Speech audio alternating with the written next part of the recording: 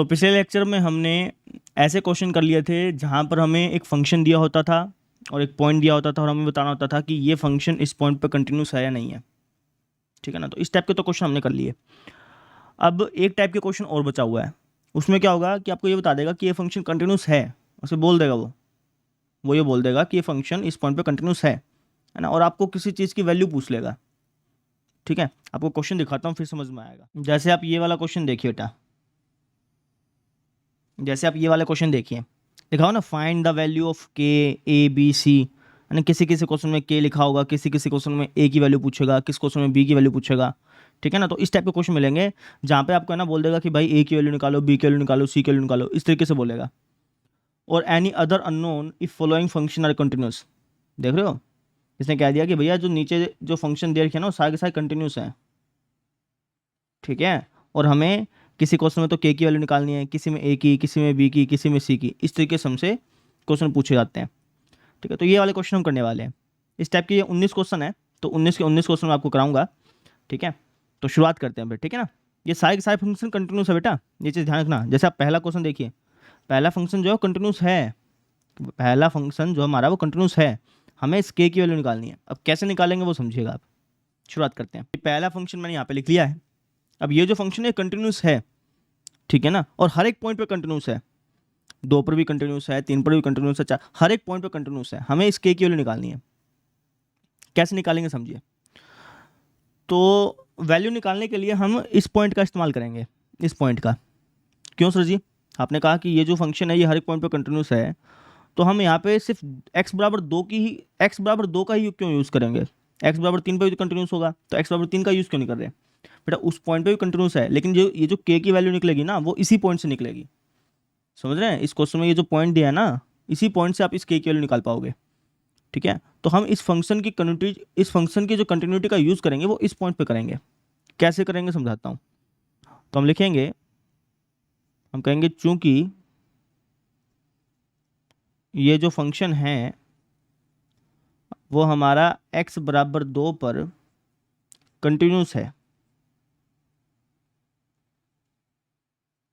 तो इसका मतलब ये हो गया कि अगर मैं लेफ्ट हैंड लिमिट निकालूंगा और अगर मैं राइट हैंड लिमिट निकालूंगा और अगर मैं फंक्शन की इस पॉइंट पर वैल्यू निकालूंगा यानी कि f(2) निकालूंगा, तो ये तीनों बराबर आनी चाहिए क्योंकि कंटिन्यूस है। तो ठीक है। तो लेफ्ट हैंड लिमिट कैसे निकालते हैं?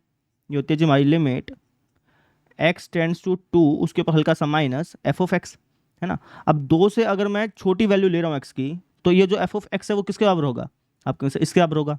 तो यहाँ पे मैं डायरेक्टली लिख दूंगा kx²। ठीक है ना। f(x) लिख दो, फिर उसके बाद फिर kx² लिख दो, ऐसे कर लो चाहे। मैंने यहाँ पे डायरेक्टली कर लिया, आप भी डायरेक्टली कीजिएगा, कोई दिक्कत नहीं है। सेम चीज़ के साथ होगी, ये हो जाएगा लिमिट x टेंड्स टू 2, उसके ऊपर हल्का सा प्लस, अगर मैं x की वैल्यू 2 से हल्की सी बड़ी ले रहा हूँ तो f(x) किसके बराबर होगा? 3 के बराबर होगा। तो यहाँ पे हमने लिख दिया 3। ठीक है। अब f(2) की वैल्यू क्या भैया? तो आप कहेंगे सर f(2) की वैल्यू है kx², है ना। तो यहाँ पे लिख दो k, और x की वैल्यू क्या लिखी हमने? 2 उसका स्क्वायर। समझ में आ गई? kx² थी ना, तो x के लिए तो अपने को 2 ढालनी पड़ेगी ना, क्योंकि अपन f(2) देख रहे हैं, f(2) देख रहे हैं, तो यहाँ पे ये है, तो x की जगह आपको 2 लिखना पड़ेगा। तो 2 अगर हम लिखें तो कुछ ऐसा ऐसा हो जाएगा। समझ रहे हैं? अब इसको सॉल्व कर लीजिए। तो इसके अंदर तो डायरेक्टली वैल्यू पुट कर दो। डायरेक्टली वैल्यू अगर मैं पुट करूँगा तो ये क्या हो जाएगा? ये हो जाएगा हमारे पास 4k बराबर ये तो सिंपल 3 का 3 रहेगा, ये हो जाएगा हमारे पास 4k। तो यहाँ से अगर मैं देखूँ तो k की वैल्यू मेरे पास क्या आ गई? ये आ गई जी मेरे पास 3/4। कहने का मतलब ये भाई साहब कि जब k की वैल्यू 3/4 होगी ना, तो ये जो फंक्शन है वो हर एक पॉइंट पर कंटिन्यूस होगा। इसका मतलब ये समझ में आया? क्लियर है? ऐसे में करना था। आई होप सबको समझ में आ गया होगा। अब हम देखते हैं अगला क्वेश्चन। अब ये वाला क्वेश्चन देखिए बेटा, इस फंक्शन में हमें k की वैल्यू निकालनी है। तो जैसे पिछला क्वेश्चन किया वैसे इसको करेंगे।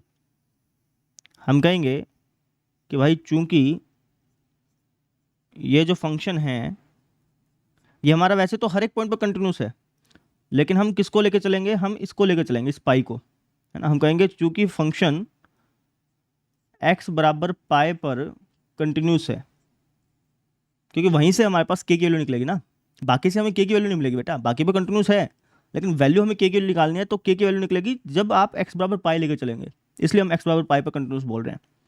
ठीक है ना। तो ये जो फंक्शन है वो इस पॉइंट पर कंटिन्यूस है, तो इसका मतलब ये हो गया कि अगर मैं लेफ्ट हैंड लिमिट निकालूंगा और अगर मैं राइट हैंड लिमिट निकालूंगा और अगर मैं इस पॉइंट पर इस फंक्शन की वैल्यू चेक करूंगा, यानी कि एफ ऑफ पाई निकालूंगा, तो ये तीनों बराबर आने चाहिए, है ना। तो लेफ्ट हैंड लिमिट कैसे निकालते हैं? ये होता है जी हमारे पास लिमिट एक्स टेंड्स टू पाई, उसके ऊपर हल्का सा माइनस। अब पाई से अगर मैं छोटी सी वैल्यू ढाल रहा हूँ तो उसका एफ ऑफ एक्स क्या हमें रिटर्न करेगा? वो रिटर्न करेगा सर जी के एक्स प्लस वन बराबर लिमिट एक्स टेंड्स टू पाई, उसके ऊपर हल्का सा प्लस, एफ ऑफ एक्स क्या हो जाएगा? ये हो जाएगा जी कोस एक्स, ठीक है, बराबर एफ ऑफ पाई क्या हो जाएगा? एफ ऑफ पाई हो जाएगा सर जी ये, क्योंकि बराबर का निशान यहाँ पे लगा हुआ ना, तो के इंटू एक्स की जगह पाई लिखना पड़ेगा आपको प्लस वन।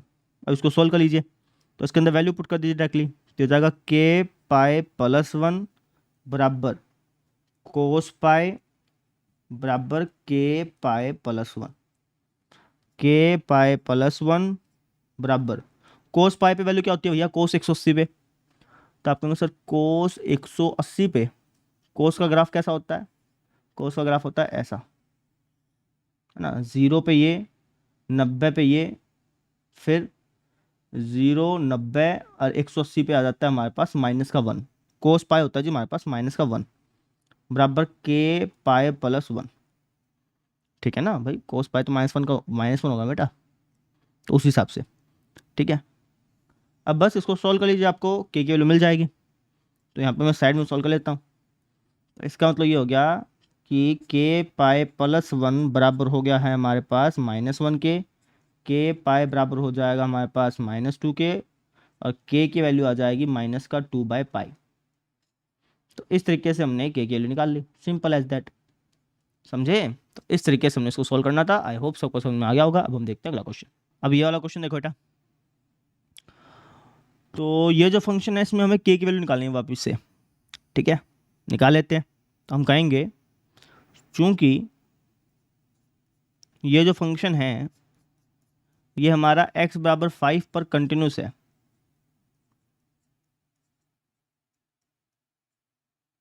तो इसका मतलब ये हो गया कि जो लेफ्ट हैंड लिमिट है वो बराबर होगी राइट हैंड लिमिट के, और ये बराबर होगी एफ ऑफ 5 के, ठीक है। इसको सॉल्व करते हैं। लेफ्ट हैंड लिमिट कैसे निकालते हैं? ये हो जाएगा sir limit x tends to 5, उसके ऊपर हल्का सा माइनस, और अगर मैं 5 से अगर मैं छोटी वैल्यू पुट कर रहा हूँ तो एफ ऑफ एक्स किस बराबर होगा? इसके बराबर होगा। तो यहाँ पे हम लिख देंगे के एक्स प्लस वन। सेम चीज़ के साथ लिमिट x टेंड्स टू 5, उसके ऊपर हल्का सा प्लस, और फंक्शन हमारे पास क्या हो जाएगा? 3x माइनस 5, और एफ ऑफ 5 क्या होगा भैया? एफ ऑफ 5 होगा सर जी ये, यानी कि k इंटू 5 प्लस वन। इसको सॉल्व करते हैं, इसके अंदर डायरेक्टली वैल्यू पुट हो जाएगी, कोई दिक्कत है ही नहीं इसके अंदर। 5k प्लस वन बराबर 5 दिए 15 माइनस 5 बराबर 5k प्लस वन। तो ये हो जाएगा हमारे पास 5k प्लस वन बराबर 10, और यहाँ से अगर मैं k की वैल्यू निकालूंगा तो ये आ जाएगी मेरे पास 9/5। सिंपल था। अगला क्वेश्चन देखते हैं। अब ये वाला क्वेश्चन देखो बेटा, क्या है कि ये फंक्शन है जब x के वैल्यू नॉट इक्वल टू -1 है तब एफ ऑफ एक्स इसके बराबर होगा, जब x के वैल्यू -1 के बराबर है तो एफ ऑफ एक्स इसके बराबर होगा, ठीक है।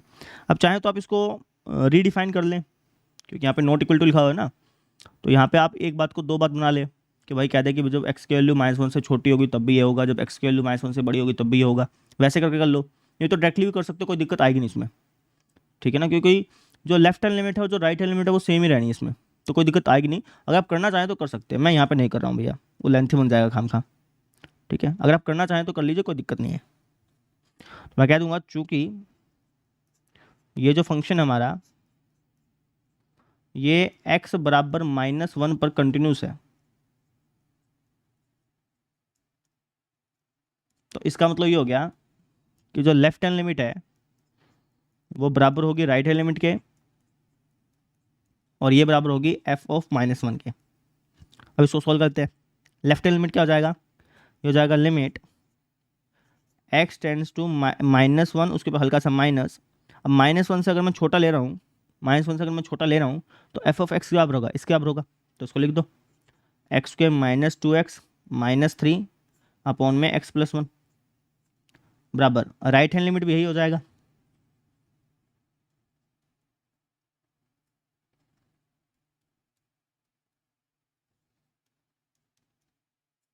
बराबर एफ ऑफ -1 पे वैल्यू क्या होगी, एफ ऑफ -1 पे वैल्यू होगी जी के।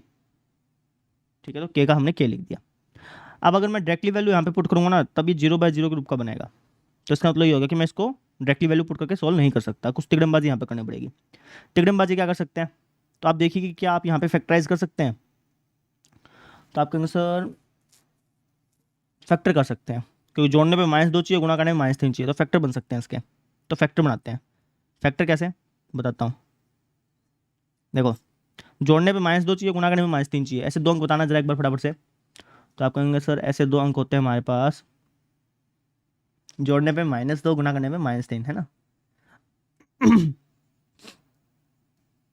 बताओ जल्दी फटाफट से। -3 +1 है ना, -3 +1 करूँगा तो -2 आएगा, और -3 की 1 से गुणा दो तो -3 आना है। तो जोड़ने पे -2 आ रहा है, गुणा करने में -3 आ रहा है। ठीक है, तो इन दोनों में से x कॉमन निकालेंगे तो x -3, इन दोनों में से भी x -3 रहना चाहिए, तो +1 बाहर निकालना पड़ेगा। तो इसके फैक्टर करेंगे तो हो जाएगा x +1 x -3, सीधी सी बात ही है। इसके जब आप फैक्टर करेंगे तो ये हो जाएगा आपके पास x +1 x -3 अपॉन में x + 1 है ना, बराबर लिमिट सेम चीज़ इसके साथ हो जानी है, x +1 x -3 अपॉन में x +1 बराबर के का के। ठीक है, अब x +1 से x +1 कट गया, यहाँ पर भी कट गया। ठीक है, अब मैं वैल्यू पुट कर सकता हूँ, अब कोई दिक्कत है नहीं। वैल्यू पुट करना तो हो जाएगा -4, यहाँ पे भी -4, और यहाँ पर हमारे पास के, तो के की वैल्यू हमारे पास क्या आ गई, -4 आ गई। आसान था ये भी, है ना। तो हमने यहाँ पे ये सीखा कि अगर डायरेक्टली वैल्यू पुट करने पर इनडेटरमिनेट फॉर्म बन रही है, 0/0 के रूप का आपका क्वेश्चन बन रहा है, तो आप डायरेक्टली वैल्यू पुट करके सॉल्व नहीं कर सकते, आपको दूसरी चीज़ वहाँ पे लगानी पड़ेगी। दूसरी चीज़ क्या लगा सकते हैं, दूसरी चीज़ आप ये लगा सकते हैं कि भाई वहाँ पे आप देखिए कि फैक्टराइज हो रहा है कि नहीं हो रहा। अगर फैक्टराइज हो रहा है तो ठीक है, फैक्टराइज नहीं हो रहा तो और भी तरीके होते हैं, है ना। अभी मैंने फैक्टराइज वाला तरीका बताया, और भी तरीके होते हैं, जैसे जैसे क्वेश्चन आएंगे वैसे वैसे मैं आपको तरीका बताता रहूँगा। ठीक है, तो इस तरीके से हमने इस क्वेश्चन कर लिया। अब हम देखते हैं अगला क्वेश्चन। तो 4 क्वेश्चन हमने कर लिया बेटा, और आज हम बाकी क्वेश्चन करेंगे। ठीक है, जो 5वां क्वेश्चन है उसको मैं छुड़वा रहा हूँ एक बार, वो बाद में कभी कराऊंगा। अभी जो फ्लो में हम जिस फ्लो में हम चल रहे हैं, जिस पैटर्न के हिसाब से हम क्वेश्चन सॉल्व कर रहे हैं, उस हिसाब से 6ठा क्वेश्चन आप देखिए। ठीक है, ये जो मैं क्वेश्चन करवा रहा हूँ ना, इसके अंदर एनसीईआरटी वाले मिक्स हैं। आप ये मत समझिएगा कि ये इंपॉर्टेंट नहीं है, इंपॉर्टेंट है। एनसीईआरटी वाले, मिसलेनियस एक्सरसाइज वाले, कई बच्चे बोल रहे थे ना कि सर जी मिसलेनियस एक्सरसाइज वाले मिक्स कराया करो, तो इसके अंदर मिक्स है क्वेश्चन। ठीक है, और एनसीईआरटी भी कराऊंगा, उसकी चिंता मत करिएगा कि एनसीईआरटी नहीं कराए, एनसीईआरटी भी कराई जाएगी, लेकिन 5.1 प्रश्नावली जो है इसके लिए मुझे एक्स्ट्रा क्वेश्चन करवाने पड़ेंगे ही पड़ेंगे, इसलिए मैं आपको ये एक्स्ट्रा क्वेश्चन करवा रहा हूँ। बाकी एक्सरसाइज में एक्स्ट्रा क्वेश्चन कराने की जरूरत इतनी नहीं है, 5.1 के अंदर है, इसलिए आपको एक्स्ट्रा क्वेश्चन कराए जा रहे हैं। ठीक है, ये क्वेश्चन देखिए बेटा, क्या लिखा है कि ये जो फंक्शन है ना, ये फंक्शन हमारा कंटिन्यूस फंक्शन है। हमें ये बोल रखा है हमें ए और बी की वैल्यू निकालनी है बेसिकली, ये जो ए लिखा हुआ और ये जो बी लिखा हुआ है इसकी वैल्यू निकालनी है। ठीक है, अब कैसे निकालेंगे वो समझिए। तो हमें दो चीज़ों की वैल्यू निकालनी है ना, दो चीज़ों की वैल्यू निकालनी है, तो मुझे दो इक्वेशन बनानी पड़ेंगी। अब दो इक्वेशन कैसे बनाऊंगा, तो आप देखिए कि ये जो फंक्शन है इसकी डेफिनेशन एक तो 2 पे चेंज हो रही है, आपको दिख रहा होगा, है ना भाई। 2 से कम के लिए डेफिनेशन ये है, 2 से ज़्यादा के लिए डेफिनेशन ये है। तो एक तो 2 पे डेफिनेशन चेंज हो रही है, और किस पे डेफिनेशन चेंज हो रही है, आप कहेंगे सर और 10 पे डेफिनेशन चेंज हो रही है ना। 2 और 10 ये 2 पॉइंट ऐसे हैं जहाँ पर इस फंक्शन की डेफिनेशन चेंज हो रही है। तो हम क्या कहेंगे, हम ये कहेंगे कि ये जो फंक्शन है ना ये 2 पे कंटिन्यूस है, और ये जो फंक्शन है वो 10 पे कंटिन्यूस है। वैसे तो सभी पॉइंट्स पे कंटिन्यूस है, लेकिन ए और बी की वैल्यू निकालने के लिए मुझे इसको 2 पे कंटिन्यूस और 10 पे कंटिन्यूस बताना पड़ेगा। वहाँ से दो इक्वेशन क्या आएंगे, उन दोनों इक्वेशन को सोल्व करके ए और बी की वैल्यू आ जाएगी। आपको करके दिखाता हूँ। हम कहेंगे कि चूंकि ये जो फंक्शन है ये हमारा x बराबर 2 पर कंटिन्यूस है, तो इसका मतलब ये हो गया कि जो लेफ्ट हैंड लिमिट है वो बराबर हो जाएगी राइट हैंड लिमिट के, और ये बराबर हो जाएगी f(2) के।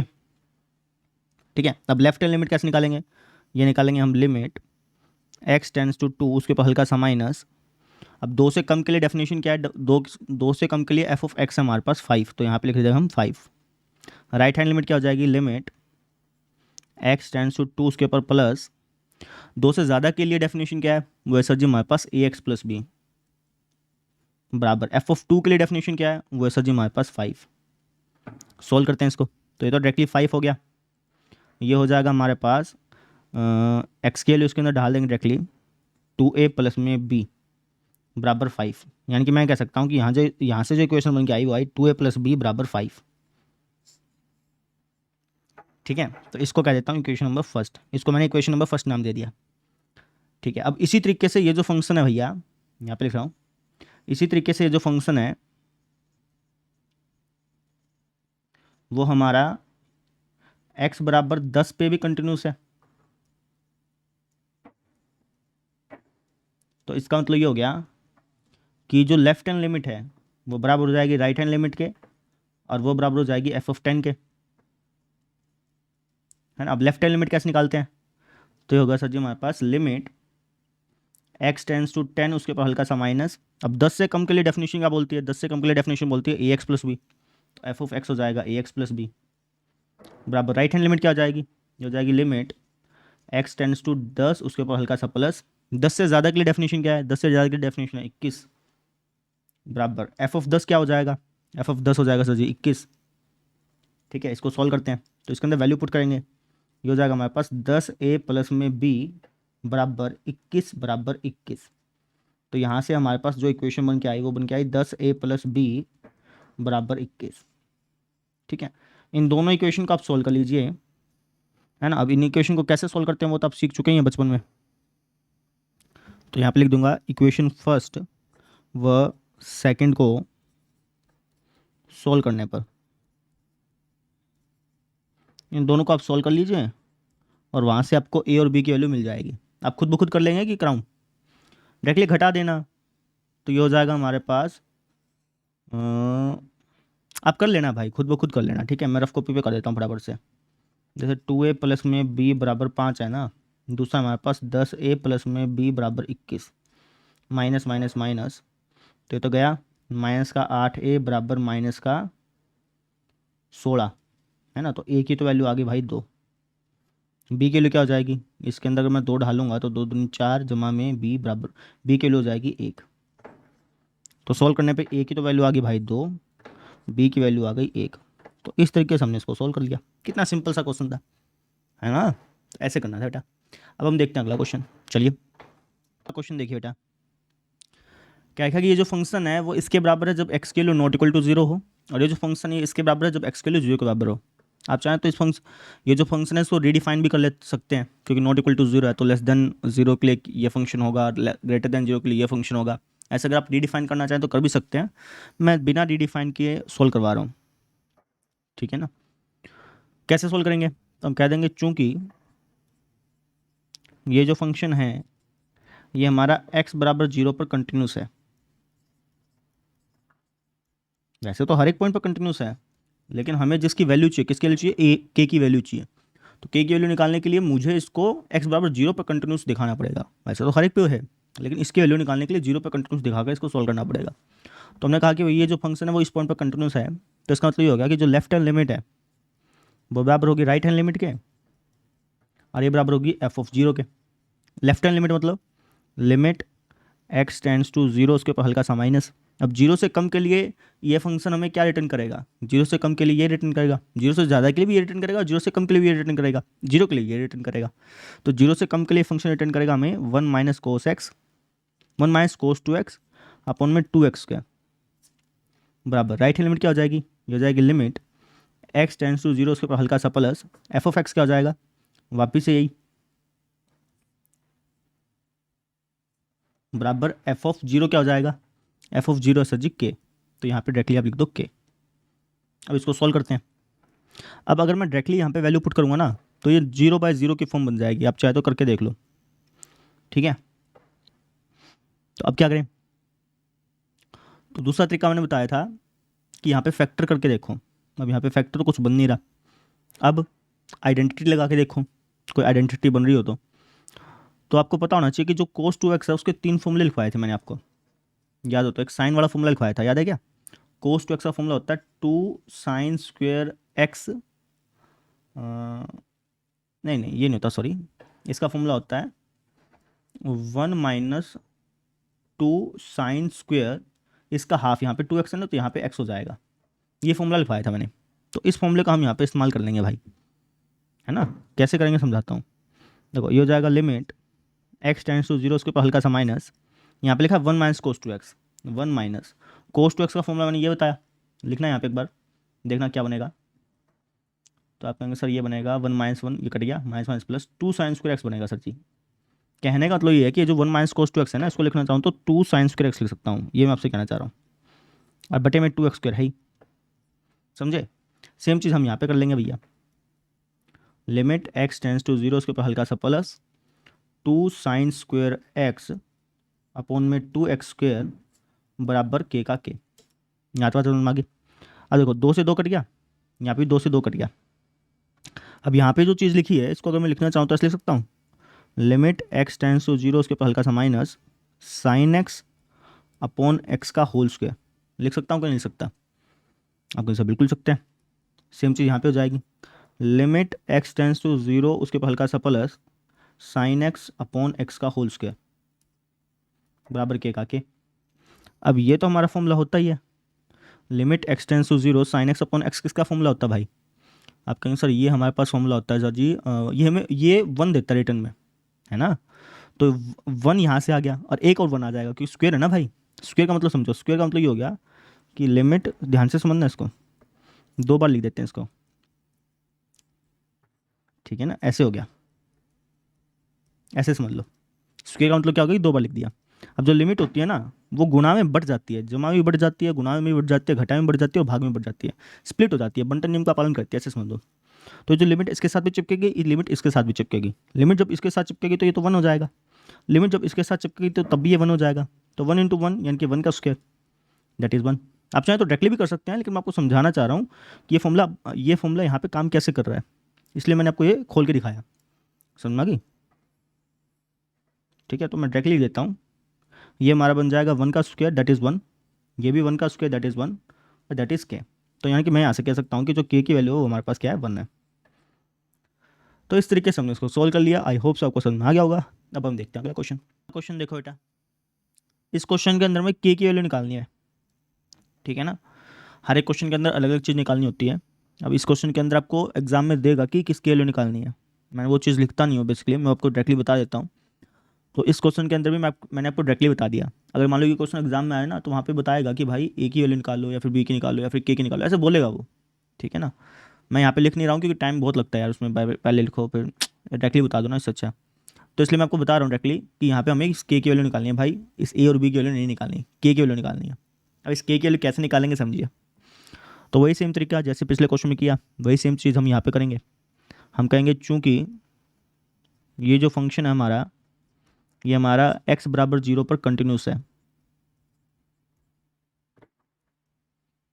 तो इसका मतलब ये हो गया कि जो लेफ्ट हैंड लिमिट है वो बराबर होगी राइट हैंड लिमिट के, और ये बराबर होगा f(0) के। लेफ्ट हैंड लिमिट कैसे निकालते हैं? ये होता है sir ji limit x tends to 0, उसके ऊपर हल्का सा माइनस f(x) क्या हो जाएगा, ये हो जाएगा, लिख दो। तो इसको मैं थोड़ा सा लिख देता हूँ, log 1 + ax minus log 1 - bx upon में x, ठीक है ना। एक काम करता हूँ, इस x को है ना मैं दोनों में अलग अलग कर देता हूँ, कर सकते हैं ना बेटा, ऐसे अलग अलग कर दिया। सेम चीज़ राइट हैंड लिमिट के साथ हो जाएगी, ठीक है ना। लिमिट x टेंड्स टू 0, उसके ऊपर हल्का सा प्लस log 1 + ax अपॉन में x minus log 1 - bx upon में x बराबर f(0) क्या हो जाएगा, f(0) हो जाएगा सर जी के, ठीक है। अब जो लिमिट होती है ना वो स्प्लिट कर जाती है, जैसे लिमिट जो है वो प्लस में भी अलग अलग हो जाती है, माइनस में भी अलग अलग हो जाती है, गुना में भी अलग अलग हो जाती है और भाग में भी अलग अलग हो जाती है। यहाँ पे माइनस है तो लिमिट जो है वो दोनों के साथ अलग अलग हो जाएगी, इसके साथ अलग, इसके साथ अलग, तो अलग अलग करके लिख देता हूँ। तो जाएगी लिमिट x टेंड्स टू 0, उसके ऊपर हल्का सा माइनस log 1 + ax अपॉन में x, ठीक है। सेम चीज़ इसके साथ लोग, इसके लिमिट इसके साथ भी चिपक जाएगी, तो लिमिट x टेंड्स टू 0, उसके ऊपर हल्का सा माइनस, ठीक है, log 1 minus b x upon में एक्स। समझ में आ गई? सेम चीज़ के साथ होगी और बराबर का बराबर रहेगा। इसको भी मैं लिख दूंगा, पहले एक बार इसको समझा देता हूँ आपको। अब देखो ध्यान से, ये आपको एक फॉर्मूला बनता हुआ नज़र आ रहा होगा। आपको इनसे फॉर्मूला तो बन रहा है, लेकिन उसके लिए मुझे यहाँ पे ए लगाना पड़ेगा, और ए अगर मैं यहाँ पे लगाऊंगा तो ए से मुझे गुणा भी करनी पड़ेगी। ठीक है ना? अच्छा जी, अभी भी ये पूरा फॉर्मूला बना नहीं। पूरा फॉर्मूला कब बनेगा? जब यहाँ पे एक्स टेंस टू जीरो के बजाय a x tends to zero लिखा हो। अब यहाँ पे एक्स टेंस टू जीरो के बजाय a x tends to zero लिख सकता हूँ? वैसे बिल्कुल सकते हैं, लेकिन उसको लिखने से पहले एक लाइन लिखनी पड़ेगी। आपको टीचर को एक लाइन लिख के दिखानी पड़ेगी। क्या लिख के दिखानी पड़ेगी? आपको कहना पड़ेगा कि यहाँ जो एक्स है वो टेंड कर रहा है जीरो की तरफ। तो ऑब्वियस ही बात है, अगर मैं दोनों तरफ ए एक्स लिख दूंगा तो ए एक्स भी तो हमारा टेंड करेगा जीरो की तरफ, है ना? सेम इसी तरीके से अगर मैं दोनों तरफ माइनस का बी एक्स लिख दूंगा, माइनस के बी से गुणा कर दूंगा, तो वो भी तो जीरो की तरफ टेंड करेगा। समझ रहे हैं? अगर मैं दोनों तरफ ए से गुणा कर दूंगा तो वो भी जीरो की तरफ टेंड करेगा, माइनस बी से गुणा कर दूंगा तो वो भी तो जीरो की तरफ टेंड करेगा। अब सर ए एक्स तो समझ में आएगा, क्योंकि आपको यहाँ पे ए एक्स बनाना था, तो इसलिए आपने दोनों तरफ ए से गुणा कर दी। ये वाली चीज़ तो समझ में आ गई। दोनों तरफ माइनस बी से गुणा क्यों की? दोनों तरफ माइनस बी से इसलिए गुणा करी क्योंकि मुझे इसको भी तो फॉर्मूला बनाना है ना भाई। समझ रहे हैं? इसको कैसे? यहाँ पे अगर आप देखें तो यहाँ लिखा हुआ है 1 माइनस बी एक्स। तो अगर मैं यहाँ पे माइनस बी से गुणा कर दूँ कुछ इस तरीके से, माइनस बी से मैंने गुणा कर दिया और उसी से मैंने भाग कर दिया, तो मुझे यहाँ पे ही तो माइनस बी एक्स चाहिएगा, इसलिए मैंने यहाँ पे minus b x tends to zero लिखा है। समझ में आ गई? मैंने ये दो चीज़ इसलिए लिखी ताकि मैं यहाँ पे फॉर्मूले तैयार कर सकूँ, सीधी सी बात ये है, और कुछ नहीं। ठीक है ना? तो मैंने लिख दिया कि अगर एक्स टेंस टू जीरो है तो ऑब्वियस सी बात है ए एक्स टेंस टू भी जीरो होगा और माइनस का बी एक्स टेंस टू भी जीरो होगा। जैसे मैंने ये लिखा तो यहाँ पे मैं limit x tends to zero के बजाय a x tends to zero लिख सकता हूँ, और यहाँ पे मैं limit x tends to zero के बजाय माइनस का b x tends to zero लिख सकता हूँ, इसलिए मैंने ऐसा किया। आई होप सबको समझ में आया होगा। ठीक है, सेम चीज़ के साथ होता नहीं है। ठीक है, डायरेक्टली देता हूँ, limit a x tends to zero log 1 plus a x upon में ए एक्स, और ए से मुझे गुणा भी करनी पड़ेगी। ठीक है ना? सेम चीज़ यहाँ पे हो जाएगी। लिमिट, थोड़ा सा नीचे ऊपर कर लूँ, लिमिट माइनस का b x tends to zero minus b गुणा में log 1 minus b x upon में माइनस का बी एक्स। ठीक है, बराबर के का के। समझ में आ गई? अब मेरी बात ध्यान से समझिए, ए यहाँ पे जो ए लिखा हुआ है इसको मैं बाहर निकाल सकता हूँ। ए को अगर मैं बाहर निकालूंगा तो ये कुछ आपको इस तरीके से दिखाई देगा। समझ रहे हो? सेम चीज़ के साथ यहाँ पे मैं माइनस बी को बाहर निकाल सकता हूँ। माइनस बी को अगर मैं बाहर निकालूंगा तो ये कुछ आपको इस तरीके से दिखाई देगा। समझ रहे हो? सेम चीज़ के साथ ए को बाहर निकाल सकता हूँ, क्योंकि ए हमारा जो है वो एक अचर पद है, संख्या है, तो उसको अपन बाहर निकाल सकते हैं। सेम चीज़ के साथ करेंगे, माइनस बी को बाहर निकाल लूँगा तो माइनस माइनस प्लस हो जाना है ना, तो ये कुछ आपको इस तरीके से दिखाई देगा। समझ में आ गई यहाँ तक बात? अब ये हमारा फॉर्मूला बनता है। ये किसका फॉर्मूला होता है? ये होता है सर जी 1। सेम चीज़ के साथ ये किसका होता है? ये होता है सर जी 1। यहाँ पर भी ये ए इंटू 1 बी इंटू 1 बराबर के, तो के की वैल्यू क्या आ जाएगी? ए प्लस बी बराबर के। तो हमें के की वैल्यू निकालनी थी, निकल गई। समझे? अगर एग्जाम में ये क्वेश्चन आएगा ना, वैसे एग्जाम में क्वेश्चन आने की संभावना नहीं है, ये थोड़ा सा अलग लेवल का क्वेश्चन था, इतने लेवल में आपका एनसीईआरटी जाता नहीं है, हल्के लेवल में रहता है, लेकिन फिर भी मैंने करा दिया। अगर एग्जाम में क्वेश्चन आएगा ना तो वहाँ पे आपको बताएगा कि भाई इस क्वेश्चन में किसकी वैल्यू निकालनी है, बोलेगा ए की वैल्यू निकालनी है, बी की निकालनी है, के की निकालनी है, तीनों की कुछ ना कुछ तो बोलेगा वहाँ पे। अगर ये क्वेश्चन आए तो यहाँ पे बोलेगा कि वो के की वैल्यू निकालो। ठीक है, मैं वो चीज़ लिखता नहीं हूँ, आपको मैं डायरेक्टली बता देता हूँ, लेकिन एग्जाम में वो लिखी आएगी। समझ में आ गई? तो इस तरीके से करना था। आई होप आपको समझ में आ गया होगा। ठीक है, अब हम देखते हैं अगला क्वेश्चन। ये क्वेश्चन भी काफ़ी आसान है भाई, सेम टू सेम है। तो हमें यहाँ पे किसकी वैल्यू निकालनी है? के की वैल्यू निकालनी है। डायरेक्टली बता रहा हूँ तुमको, एग्जाम में क्वेश्चन आएगा तो वहाँ पे लिखा बताएगा कि भाई किसकी वैल्यू निकालनी है। मैंने तुमको डायरेक्टली बता दिया कि के की वैल्यू निकालनी है। तो हम कह देंगे चूँकि ये जो फंक्शन है हमारा ये x बराबर 0 पर कंटिन्यूस है, तो इसका मतलब ये हो गया कि जो लेफ्ट हैंड लिमिट है वो बराबर हो जाएगी राइट हैंड लिमिट के, और ये बराबर हो जाएगा हमारा एफ ऑफ 0 के। लेफ्ट हैंड लिमिट कैसे निकालते हैं? लिमिट एक्स टेंड्स टू 0 उसके ऊपर हल्का सा माइनस। अब 0 से कम के लिए फंक्शन में क्या रिटर्न करेगा? ये रिटर्न करेगा साइन स्क्वेयर के एक्स अपॉन में एक्स के। ठीक है, बराबर लिमिट एक्स टेंड्स टू 0 उसके ऊपर हल्का सा प्लस एफ ऑफ एक्स क्या हो जाएगा? वापस से ये चीज़ हो जाएगी, साइन स्क्वायर के एक्स अपॉन में एक्स स्क्वायर, ठीक है, बराबर F of zero. F of zero पे क्या है, एफ ऑफ जीरो पे 1, तो यहाँ पे मैं डायरेक्टली 1 लिख देता हूँ, ठीक है। अब यहाँ पे मेरी बात ध्यान से समझिएगा, ये जो चीज़ यहाँ पे लिखी हुई है इसको अगर मैं लिखना चाहूँ तो ऐसे लिख सकता हूँ,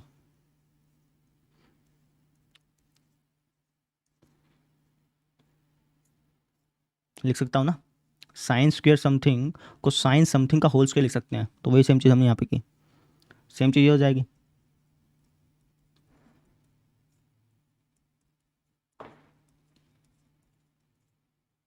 बराबर 1 का 1। अब फॉर्मूला तैयार करने के लिए मुझे यहाँ पे के से गुना करनी पड़ेगी, के से भाग करनी पड़ेगी, तो ये कुछ ऐसा हो जाएगा, सेम चीज़ यहाँ पे हो जाएगा, तभी तो फॉर्मूला हमारा तैयार होगा।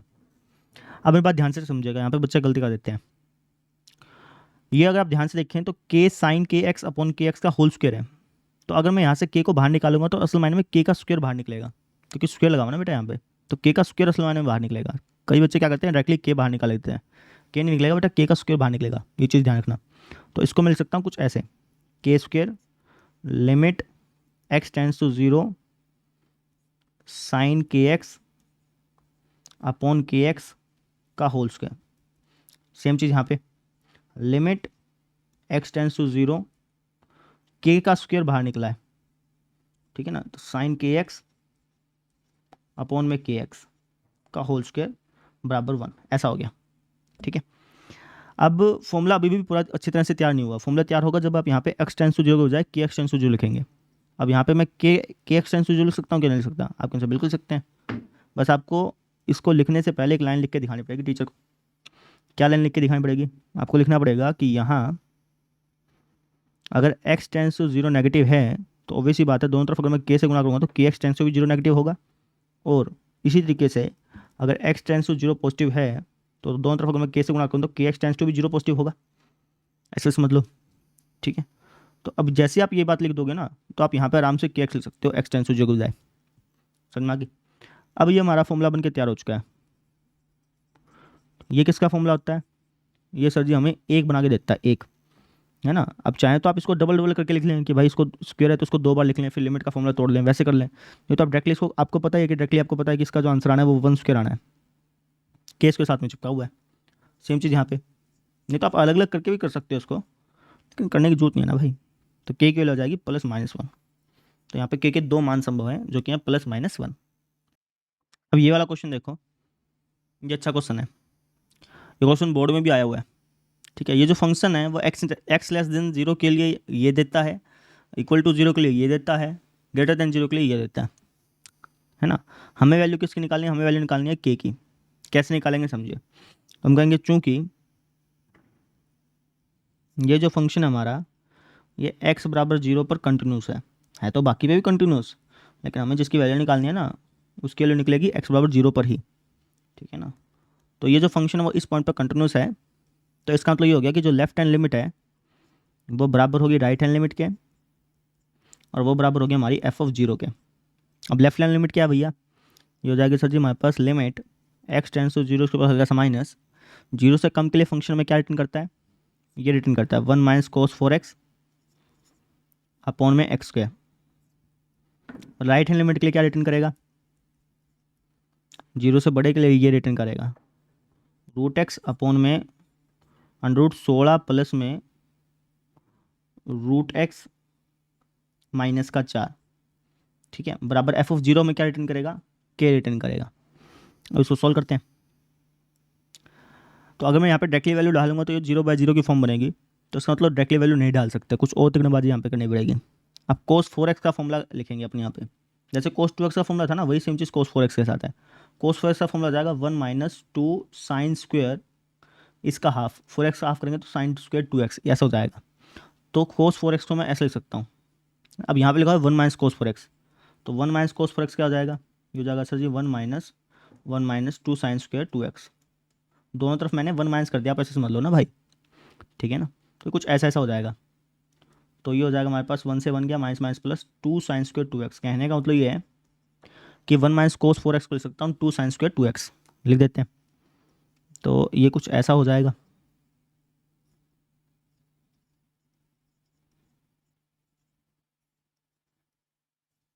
ठीक है।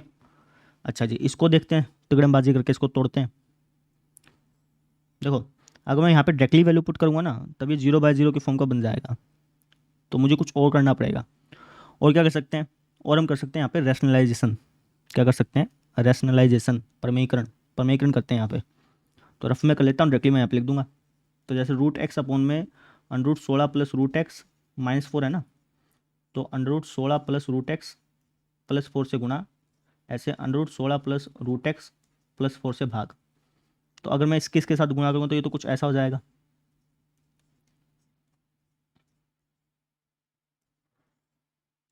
और अगर मैं इसको सॉल्व करूँगा तो a minus b into a plus b, a square minus b square, that is 16 plus √x minus 16, 16 से 16 कैंसिल आउट, √x से √x कैंसिल आउट। तो बेसिकली हमारे पास ये बन जाएगा 16 प्लस, बेसिकली क्या बन जाएगा, यहाँ पे लिख देता हूँ, ये बन जाएगा लिमिट x टेंड्स टू 0, उसके हल्का सा प्लस √16 प्लस √x प्लस का 4, ये बन जाएगा। समझ में आ गई? इसको मिटा देते हैं, बराबर के का के। याद समझ में आ गई क्या? अच्छा जी, अब इसका फॉर्मूला कैसे बना सकते हैं? तो आप कहेंगे सर आप एक काम करिए, सबसे पहले आप इसको क्या लिख सकते हैं, पहले तो वो देखिए। देखो सबसे पहले तो यहाँ पे जो 2 लिखा हुआ है यहाँ पे, एक काम करते हैं,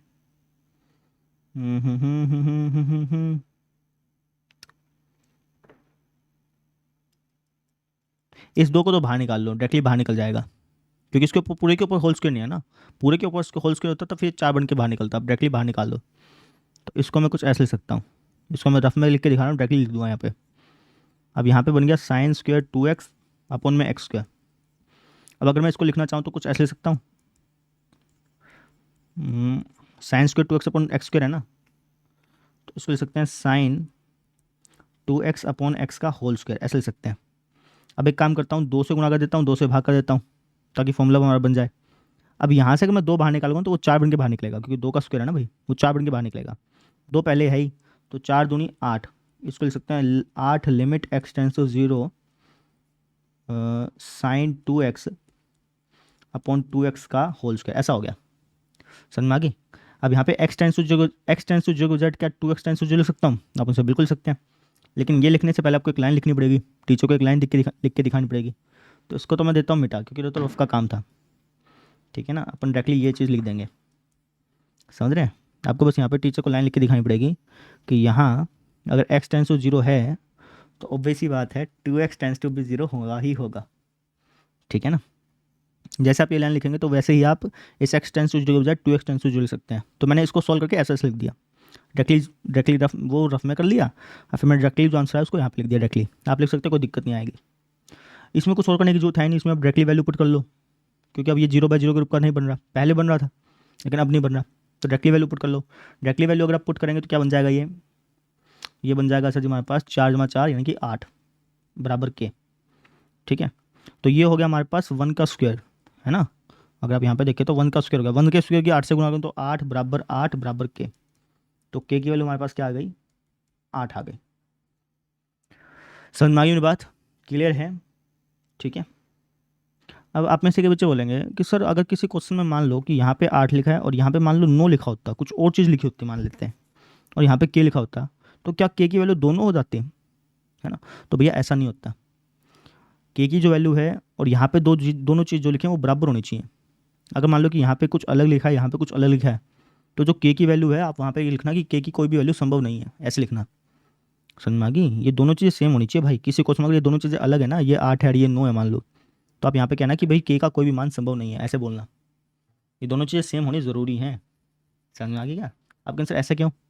क्योंकि भाई ये तीनों आपस में बराबर हैं, ये तीनों यहाँ पे बराबर का निशान लगा ना, बराबर का निशान का मतलब क्या हो गया कि तीनों आपस में बराबर होनी चाहिए, ये इसके बराबर होनी चाहिए, ये इसके बराबर होनी चाहिए, है ना। तो ऐसा हो ही नहीं सकता कि ये दोनों अलग हो। अगर किसी क्वेश्चन में अगर ये दोनों अलग पाएंगे ना आपको, ये अलग और ये अलग पाएंगे, तो इसका मतलब ये हो गया कि वहाँ पे के का कोई भी मान संभव नहीं है, इसका मतलब ये हो जाता है। तो दोनों चीज़ सेम होनी चाहिए। समझ में आ गई? ठीक है जी, क्लियर। तो ऐसे था। अब हम देखते हैं अगला क्वेश्चन, चलिए। तो ये हमारे आज के लेक्चर का लास्ट क्वेश्चन है। टोटल इस असाइनमेंट में 19 क्वेश्चन है, ठीक है। आज ये 11 तक क्वेश्चन कर लो, बाकी के जो क्वेश्चन है वो आपको कल कराऊंगा, ठीक है। और ये अच्छा सा क्वेश्चन है। देखो f ऑफ x बराबर है इसके जब नॉट इक्वल टू 0 हो, इसके बराबर है जब x इक्वल टू 0, तो सबसे पहले रीडिफाइन कर लेते हैं, क्योंकि यहाँ पे मापांक लिखा हुआ है तो रीडिफाइन करना सही रहेगा। तो रीडिफाइन इसको कर लेते हैं, जो जाएगा एक्स अपॉन में, सबसे पहले एक्स ग्रेटर देन जीरो के लिए लिख रहे हैं, ठीक है ना, फिर एक्स लेस देन जीरो के लिए लिख देंगे, और एक्स बराबर जीरो के लिए तो दे रखा है। एक्स ग्रेटर देन जीरो के लिए क्या हो जाएगा, अगर मोड एक्स में एक्स ग्रेटर देन जीरो हो, मोड एक्स में अगर एक्स पॉजिटिव हो, मोड के अंदर पॉजिटिव संख्या हो, तो मोड क्या करता है, सेम टू सेम रिटर्न कर देता है ना। तो अगर ये एक्स पॉजिटिव है तो मोड एक्स क्या करेगा, एक्स का एक्स रिटर्न कर देगा, कोई चेंज करेगा ही नहीं, प्लस टू एक्स का प्लस टू एक्स के, ठीक है। अगर एक्स की वैल्यू नेगेटिव है मोड एक्स में, अगर एक्स के मोड एक्स में जो एक्स है वो अगर नेगेटिव हुआ, मोड के अंदर जो चीज़ है वो अगर नेगेटिव हुई, तो मोड क्या करेगा, उसको पॉजिटिव बनाने के लिए उसके साथ एक और नेगेटिव चिपका के देगा, है ना। तो ये कुछ ऐसा हो जाएगा, समझ रहे हो मेरी बात को, ठीक है। और एक्स बराबर जीरो के लिए फंक्शन में क्या रिटर्न करता है, के रिटर्न करता है। अब इसको सोल्व करते हैं। हम कहेंगे चूंकि ये जो फंक्शन है हमारा, ये एक्स बराबर जीरो पर कंटिन्यूस है, तो इसका मतलब ये हो गया कि जो लेफ्ट हैंड लिमिट है वो बराबर हो जाएगी राइट हैंड लिमिट के, और ये बराबर हो जाएगी एफ ऑफ जीरो के। अब लेफ्ट हैंड लिमिट मतलब limit x tends to zero, उसके ऊपर हल्का सा माइनस, लेफ्ट हैंड लिमिट क्या है हमारे पास, ये हो जाएगी sir ji f of x की जगह आप लिख देंगे एक्स अपॉन में माइनस का एक्स प्लस में टू एक्स का, है ना। एक काम करते हैं, इसको और सिंप्लीफाई कर लेते हैं। कैसे, नीचे वाले में से एक्स कॉमन निकाल लो। अगर नीचे वाले में से आप एक्स कॉमन निकालोगे, यहाँ पे लिख देता हूँ, नीचे वाले में से अगर मैं एक्स कॉमन निकालूंगा तो ये हो जाएगा one minus two x, one plus two x basically, sorry minus का वन प्लस टू एक्स हो जाएगा। अगर नीचे वाले में से मैं अगर मैं एक्स कॉमन निकालूंगा तो माइनस का वन प्लस का टू एक्स हो जाना है, एक्स एक्स कट गया, तो हो गया बेसिकली वन अपॉन में माइनस का वन प्लस में टू एक्स, समझे। राइट हैंड लिमिट क्या हो जाएगी, ये हो जाएगी limit x tends to zero, उसके ऊपर हल्का सा प्लस एफ ऑफ एक्स क्या हो जाएगा आपका आंसर ये। इसको भी और ज़्यादा सिंप्लीफाई कर लेते हैं, तो नीचे वाले में से अगर मैं एक्स कॉमन निकालूंगा तो एक्स एक्स कट के ये हो जाएगा वन प्लस में वन प्लस टू एक्स, ऐसा हो जाएगा, वन प्लस में one plus two x, one upon में वन प्लस टू एक्स बराबर एफ ऑफ जीरो क्या है, वो तो सर जी के है। अब यहाँ पे डायरेक्टली वैल्यू पुट कर सकते हैं, कोई दिक्कत तो आ नहीं रही। डायरेक्टली वैल्यू पुट करेंगे तो ये हो जाएगा हमारे पास माइनस का वन, ये हो जाएगा हमारे पास वन, और ये हो जाएगा हमारे पास के। अब मैंने पिछले क्वेश्चन में आपको बताया था कि अगर किसी क्वेश्चन में ये दोनों बराबर नहीं आ रहे तो इसका मतलब क्या होगा कि के की कोई भी वैल्यू संभव नहीं है। तो आप कह दीजिए यहाँ के का कोई भी मान संभव नहीं है, ठीक है। अब कई कहेंगे सर क्यों, ऐसा क्यों, बताता हूँ, समझिए मेरी बात। यहाँ पर माइनस वन बराबर के लिखा हुआ है, ये जो बराबर का निशान होता है ना, इसका मतलब ये होता है कि भाई ये दोनों भी आपस में बराबर होने चाहिए, ठीक है, ये दोनों भी आपस में बराबर होने चाहिए, और ये दोनों भी आपस में बराबर होने चाहिए। कौन से दोनों, ये और ये दोनों भी आपस में बराबर होने चाहिए। जब ये किसी इक्वेशन में दो बराबर के निशान लिखे होते हैं ना, इसका मतलब होता है कि वहाँ पे तीन चीज़ बराबर होनी चाहिए, ये दोनों भी आपस में बराबर होनी चाहिए, ये दो भी आपस में बराबर होनी चाहिए, और ये भी आपस में बराबर होनी चाहिए।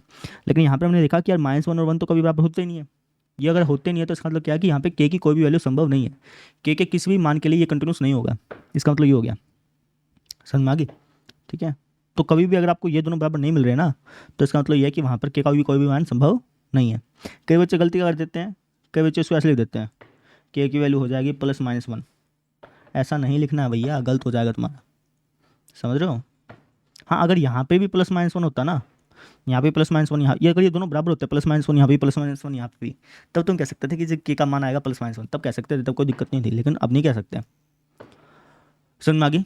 तो इस तरीके से हमने इस क्वेश्चन को सोल्व करना था। आई होप आपको समझ में आ गया होगा, ठीक है। अब अगले जो क्वेश्चन है वो मैं आपको कहूँगा अगले लेक्चर में। अगले लेक्चर में मैं आपको ये 5.1 प्रश्नावली का बेसिक जो है वो कंप्लीट करा दूंगा।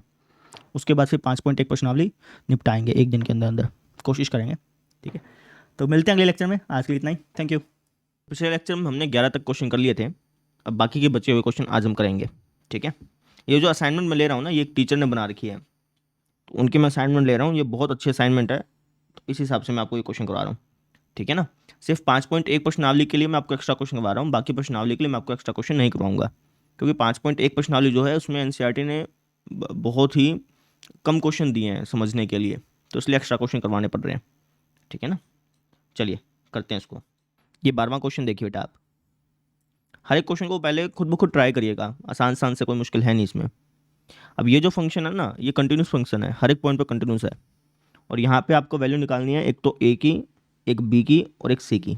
आपको सर आपको कैसे पता कि ए बी और सी की वैल्यू निकालनी है, भाई मुझे वैल्यू पता है, मुझे आपको कैसे पता कि ए बी और सी की वैल्यू निकालनी है? तो भैया ये जो चीज़ है ना कि भाई किसकी वैल्यू निकालनी है, ये आपको एग्जाम में लिखी मिलेगी। यहाँ पे मैं जानबूझ के लिख नहीं रहा हूँ एक लाइन फालतू की, समझ रहे हैं? आपको एग्जाम में अगर ये क्वेश्चन मिलेगा ना तो वहाँ पे बोलेगा कि आप ए की, बी की, सी की, इसकी वैल्यू निकाल लो, है ना? वो जो जिसमें से मैं क्वेश्चन कॉपी पेस्ट कर रहा हूँ ना, उसमें भी चीज़ लिखी हुई है, लेकिन मैं वो चीज़ यहाँ पे कॉपी नहीं करता, मैं डायरेक्टली बता देता हूँ कि आपको ए की वैल्यू निकालनी है, बी की वैल्यू निकालनी है, सी की वैल्यू निकालनी है। एग्जाम में अगर ये क्वेश्चन आएगा तो वहाँ पे आपको ये बताएगा स्पेशली, ठीक है? तो आप उसकी चिंता मत करिए कि हमें कैसे पता चलेगा किसकी वैल्यू निकालनी है, एग्जामिनर आपको बताएगा, ठीक है? मैं आपको बस डायरेक्टली बता देता हूँ और कुछ नहीं ऐसे, ठीक है ना? तो हमें ए बी और सी की वैल्यू निकालनी है, तीनों चीज़ों की। कैसे निकालेंगे? अब ये जो फंक्शन है ये हर एक पॉइंट पर कंटिन्यूस है, लेकिन मुझे ए बी सी की वैल्यू निकालने के लिए मुझे ये कहना पड़ेगा कि ये जो फंक्शन है वो जीरो पे कंटिन्यूस है। वैसे हर एक पे है, लेकिन वैल्यू निकालने के लिए मैं कहूँगा कि ये जो फंक्शन है ये हमारा जीरो पे कंटिन्यूस है, वहीं से वैल्यू निकलेगी ना, क्योंकि एफ ऑफ एक्स जो है ये भाई साहब हमारा एक्स बराबर जीरो पर कंटिन्यूस है, ऐसे मैंने लिख दिया। तो अगर एक्स बराबर जीरो पे कंटिन्यूस है तो इसका मतलब ये हो गया कि जो लेफ्ट हैंड लिमिट होगी वो बराबर हो जाएगी राइट हैंड लिमिट के, और ये बराबर हो जाएगी हमारी एफ ऑफ जीरो के। लेफ्ट हैंड लिमिट मतलब, limit x tends to zero, उसके ऊपर हल्का सा माइनस। अब जीरो से कम के लिए ये फंक्शन आपको क्या रिटर्न करता है? आप कहेंगे सर ये रिटर्न करता है, तो यहाँ पे हम लिख देंगे sine of a plus one into x plus में साइन ऑफ एक्स अपॉन में एक्स है ना, तो इसको मैं अलग अलग बार देता हूँ, ठीक है? ऐसे राइट हैंड लिमिट क्या हो जाएगी? राइट हैंड लिमिट हो जाएगी limit x tends to zero, उसके ऊपर हल्का सा प्लस एफ ऑफ एक्स क्या है? ये है सर जी, तो इसको भी लिख दो। तो इसको भी मैं अलग अलग बांट के लिखूंगा, आसान हो जाएगा उसके लिए, उसके बाद सॉल्व करना ना। अलग अलग बांट के लिख लो चाहे तो, अलग अलग बांट के मत लिखो, इसमें इसमें कोई दिक्कत है नहीं। वैसे आप एक काम करो, इसमें इसमें आप एक काम करो, इसमें से है ना आप जैसे यहाँ पे भी एक्स है, यहाँ पे भी एक्स है, तो दोनों में से एक्स को कॉमन निकाल लो, समझ रहे हैं? ऐसे कर लेता हूँ, वो ज़्यादा ठीक रहेगा। अलग अलग करेंगे तब भी हो जाना है क्वेश्चन, ऐसा नहीं कि नहीं होगा, तो मैं अलग अलग करना नहीं चाह रहा हूँ। यहाँ पे तो अलग अलग इसलिए लग रहा है क्योंकि फॉर्मूला बनेगा, यहाँ पे कुछ ऐसा है नहीं, तो इसलिए मैंने अलग अलग किया नहीं। मैंने क्या किया, इन दोनों में से एक्स को कॉमन निकाल लिया, जो कि कुछ ऐसा ऐसा दिखाई दे रहा है, ठीक है? माइनस रूट एक्स का रूट एक्स अपॉन में है बी एक्स की पावर 3/2। एक्स की पावर 3/2 मतलब, एक्स की पावर 3/2 का मतलब होता है कि रूट एक्स इंटू एक्स, समझ रहे हैं? रूट एक्स का मतलब होता है एक्स की पावर 1/2। रूट एक्स का मतलब क्या होता है बेटा? एक्स की पावर 1/2। और यहाँ पे मैंने क्या लिखा है? यहाँ पे लिखा है रूट एक्स डॉट एक्स, यानी कि एक्स की पावर 1/2 गुणा में एक्स की पावर 1। जब बेस सेम हो तो पावर ऐड होती है, तो 1/2 में अगर आप एक जोड़ेंगे तो 1.5 हो गया, 1.5 माने 3/2। तो कहने का मतलब कि एक्स की पावर 3/2 को मैं ऐसे ऐसे लिख सकता हूँ। सुन में आ गई? ऐसा ऐसा क्यों लिखा? क्योंकि ऊपर वाले में से मैं रूट एक्स को मैं निकाल के नीचे वाले रूट एक्स से कट कर दूंगा, तो इसलिए मैंने ऐसा ऐसा लिखा, ठीक है? आगे देखिए अब, बराबर एफ ऑफ जीरो पे वैल्यू क्या है? एफ ऑफ जीरो पे वैल्यू है सर जी सी, ठीक है? अब इसको सॉल्व करते हैं। हाँ जी, कैसे करें? तो सबसे पहले लिमिट अलग अलग कर लो दोनों में, है ना? तो यहाँ पे कर देता हूँ limit x tends to zero, उसके ऊपर हल्का सा minus sine A plus one into X upon में एक्स प्लस में limit x tends to zero, उसके ऊपर हल्का सा माइनस साइन एक्स अपॉन में एक्स, ठीक है? बराबर यहाँ पे अपन क्या कर सकते हैं, अपने काम करते हैं, इन दोनों में से, इसमें से और इसमें से, इन दोनों में से रूट एक्स कॉमन निकालते हैं। तो मुझे रूट एक्स कैसे कॉमन निकालेंगे समझाता हूँ। ये जो चीज़ यहाँ पे लिखी हुई है ना, इसको मैं लिख सकता हूँ रूट एक्स गुणा में root one plus b x. अगर रूट के अंदर दोनों चीज़ें अलग अलग हो ना, जैसे आप यहाँ पे देखेंगे तो इसके अंदर अलग चीज़ लिखी हुई है, इसके अंदर अलग चीज़ लिखी होती है, तो रूट के अंदर अगर दोनों चीज़ अलग अलग हो तो अपन उसकी गुणा कर सकते हैं। कहने का मतलब ये है भाई कि इस चीज़ को मैं ऐसा ऐसा लिख सकता हूँ, आप ऐसे समझो। इस चीज़ को अगर मैं ऐसा ऐसा लिख सकता हूँ तो इसमें से और इसमें से मैं रूट एक्स कॉमन निकाल लूँ। अगर मैं रूट एक्स कॉमन निकालूंगा तो क्या दिखाई देगा हमें? ये दिखाई देगा sir ji limit x tends to zero, उसके ऊपर हल्का सा प्लस। अगर इसमें से और इसमें से अगर मैं रूट एक्स कॉमन निकाल लूँगा तो अंदर हमें दिखेगा under root one plus b x minus का 1, समझ में आ गई? अपॉन में क्या लिखा हुआ है? B root x dot x, बराबर सी का सी। समझ में आया क्या क्या मैंने? ठीक है, ठीक है जी। अब आप देखिए, अब रूट एक्स से रूट एक्स कट जाएगा यहाँ पे तो, है ना? ठीक है, ठीक है। अब देखो, अगर आप यहाँ पे नोटिस करेंगे तो यहाँ पे तो डायरेक्टली फॉर्मूला लग रहा है, इसमें तो कुछ चेंज करने की जरूरत है नहीं। यहाँ पे अगर आप नोटिस करेंगे तो यहाँ पे मैं फॉर्मूला लगा सकता हूँ, लेकिन उसके लिए थोड़ा सा चेंज करना पड़ेगा। चेंज क्या करना पड़ेगा? मुझे a+1 से भाग करनी पड़ेगी और a+1 से गुणा भी करनी पड़ेगी। अब ये जो a+1 है इसको मैं बाहर निकाल सकता हूँ लिमिट से, तो मैं एक काम करता हूँ, a+1 से गुणा किया ना, इसको मैं से बाहर लिख करके लिखता हूँ। समझ रहे हैं? ठीक है ना? a+1 से भाग कर दिया, उसी से मैंने गुणा कर दी, और वो मैंने बाहर निकाल लिया बेसिकली। ठीक है, अब क्या ये फॉर्मूला बन रहा है? आपके आंसर फॉर्मूला बन रहा है, लेकिन अभी भी थोड़ी सी कमी है। कमी क्या है कि यहाँ पे x टेंड्स टू जीरो की बजाय यहाँ पे आपको लिखना पड़ेगा a+1 into x tends to zero, ऐसा लिखना पड़ेगा, है ना? क्योंकि जो हमारा फॉर्मूला है वो क्या कहता है कि अगर यहाँ पे जो चीज़ है वही सेम चीज़ यहाँ पे होनी चाहिए और वही सेम चीज़ होनी चाहिए, तीनों जगह सेम चीज़ होनी चाहिए, तभी ये हमारा 1 के बराबर होता है। तो यहाँ पे हम देखें तो a+1x लिखा हुआ है यहाँ पे, तो यहाँ पे भी a+1x होना चाहिए, और यहाँ पर भी a+1x टेंड्स टू जीरो होना चाहिए, तभी ये हमारा 1 के बराबर होगा। ठीक है ना? तो इसलिए मैंने क्या किया कि a+1 से गुणा कर दी, a+1 से गुणा कर दी, उसी से भाग कर दी, और यहाँ पे x टेंड्स टू जीरो के बजाय यहाँ पे लिख दिया a+1x टेंड्स टू जीरो, ऐसा लिख दिया। अब ये लिखने से पहले आपको एक लाइन लिख के दिखानी पड़ेगी टीचर को, डायरेक्टली आप ऐसा नहीं लिख सकते हैं। आपको टीचर को एक लाइन लिख के दिखानी पड़ेगी। क्या कहेंगे आप कहेंगे कि यहाँ अगर x कर रहा है टेंड जीरो की तरफ, तो ऑब्वियस ही बात है कि जो a+1 इंटू एक्स होगा वो भी जीरो की तरफ ही टेंड करेगा। ठीक है ना? तो ये चीज़ आपको यहाँ पे लिख के दिखानी पड़ेगी टीचर को, उसके बाद फिर आप आराम से लिख सकते हो इस चीज़ को, कोई दिक्कत नहीं है ना? अब यहाँ पे फॉर्मूले बन जाएंगे फटाफट से। देखिए, ये हमारा फॉर्मूला बन गया, है ना? ये हमारा पूरा फॉर्मूला बन रहा है, ये तो पहले से ही फॉर्मूला था, है ना? अभी ये फॉर्मूला हमारा नहीं बन रहा है, इसको भी बनाते हैं। कैसे बनाएंगे समझो। सबसे पहले मैं इसको लिख लेता हूँ, इसकी वैल्यू जो आई है, इसकी तो वैल्यू 1 होगी भाई, और यहाँ पे लिखा हुआ है a+1, तो ये हो गया a+1 गुणा 1, प्लस में इसकी वैल्यू 1 हो गई डायरेक्टली, बराबर। अब अगर आप यहाँ पे देखें तो अगर मैं अभी भी डायरेक्टली वैल्यू पुट करूँगा ना, तब भी 0/0 की फॉर्म आ रही है, तभी और भी तिकड़मबाजी इसके साथ करनी पड़ेगी। और तिकड़मबाजी क्या कर सकते हैं हम यहाँ पे? परमेयकरण कर सकते हैं। किसका? न्यूमरेटर का, है ना? अभी तक हम क्या करते थे? डेनोमिनेटर का परमेयकरण करते थे, न्यूमरेटर का भी परमेयकरण कर सकते हो। 10वीं तक जितने भी सवाल आते थे ना, उसमें आप क्या करते थे? डेनोमिनेटर का परमेयकरण करते, हर का परमेयकरण करते थे, लेकिन आप न्यूमरेटर का भी परमेयकरण कर सकते हो। ऐसा नियम नहीं होता कि हर का, सिर्फ हर का परमेयकरण होगा, ऐसा नहीं होता। आप चाहें तो न्यूमरेटर का कर लीजिए, कोई दिक्कत नहीं आती। तो हम यहाँ पे न्यूमरेटर का परमेयकरण करेंगे, कैसे करेंगे समझाता हूँ। तो रफ में करना है आपको, ठीक है? टीचर को लिख के दिखाना चाहें तो लिख के दिखा दें, लेकिन मैं रफ में करके दिखा रहा हूँ। जैसे अगर आप यहाँ पे देखें तो ये कुछ ऐसा लिखा हुआ है ना? अब मैं क्या करूँगा, इस न्यूमरेटर का परमेयकरण करूँगा, मतलब √1 + bx + 1 से गुणा, और √1 + bx + 1 से भाग। समझ रहे हैं? इसी इसी इसका बीच वाला निशान बदल के उसी से गुणा कर दी, उसी से भाग कर दी। इससे फ़ायदा क्या होगा? ऊपर वाला तो बन गया कुछ इस तरीके से, a² - b², ऐसा बन गया, है ना? a - b into a + b क्या होता है? a² - b² होता है, तो कुछ ऐसा ऐसा बन गया। नीचे वाला कुछ ऐसा बन चुका है, ऐसा बन चुका है। ठीक है, अब 1 से 1 कट गया भाई, इस bx से ये bx भी कट गया। ठीक है ना? ऊपर बच गया हमारे पास 1 अपॉन में ये। अब अगर मैं यहाँ पे 0 पुट करूँगा ना x की वैल्यू को, अब मैं यहाँ पे वैल्यू को 0 पुट करूँगा, तब ये हमारा 0/0 की फॉर्म का नहीं बनेगा। ठीक है ना? थोड़ा सा ऊपर करके दिखाता हूँ, आपको दिखेगा। तो ये हमारा बनेगा, अगर मैं डायरेक्टली यहाँ पे वैल्यू पुट करूँगा ना लिमिट की, तो ये बनेगा हमारा 1 अपॉन में √1 + में 1, दैट इज़ 2। ये हमारा 1/2 बन जाएगा बेसिकली, कहने का तो ये है। ठीक है ना? तो इसको मैं डायरेक्टली लिखूँगा भाई, कैसे लिख के दिखाऊंगा टीचर को समझो। तो यहाँ पे मैंने क्या किया, न्यूमरेटर का परमेयकरण करा, इस न्यूमरेटर का परमेयकरण किया। तो लिख के कैसे दिखाऊंगा? तो मैं यहाँ पे लिखूंगा लिमिट x टेंड्स टू 0, उसके ऊपर हल्का सा प्लस।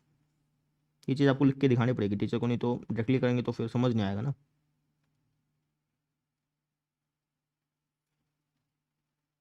कुछ ऐसा है। तो हमने क्या किया, न्यूमरेटर का परमेयकरण कर दिया। इससे गुणा और इसी से भाग, बराबर 0 का 0। यहाँ तो समझ, थोड़ा सा नीचे लेके जा रहा हूँ। तो ये तो हमारे पास हो जाएगा a+1 × 1 दैट इज़ a+1, और यहाँ पे 1 है ही, यानी कि a+2। और यहाँ पर अगर मैं देखूँ तो हर का परिमेयकरण करने के बाद ये कुछ, न्यूमरेटर का परिमेयकरण करने के बाद ये कुछ आपको इस तरीके से दिखाई देगा, 1 + bx² - b², ऐसा दिखाई देगा। इसका स्क्वायर करूँ तो रूट हट ही जाएगा ना, अपॉन में bx गुणा में √1 + bx + 1। ठीक है, अब 1 से 1 कैंसिल आउट, इस bx से ये bx गया, 1 पे जाएगा ना, bx से कम bx ऐसे ही कटेगा। ठीक है, बराबर 0 का 0।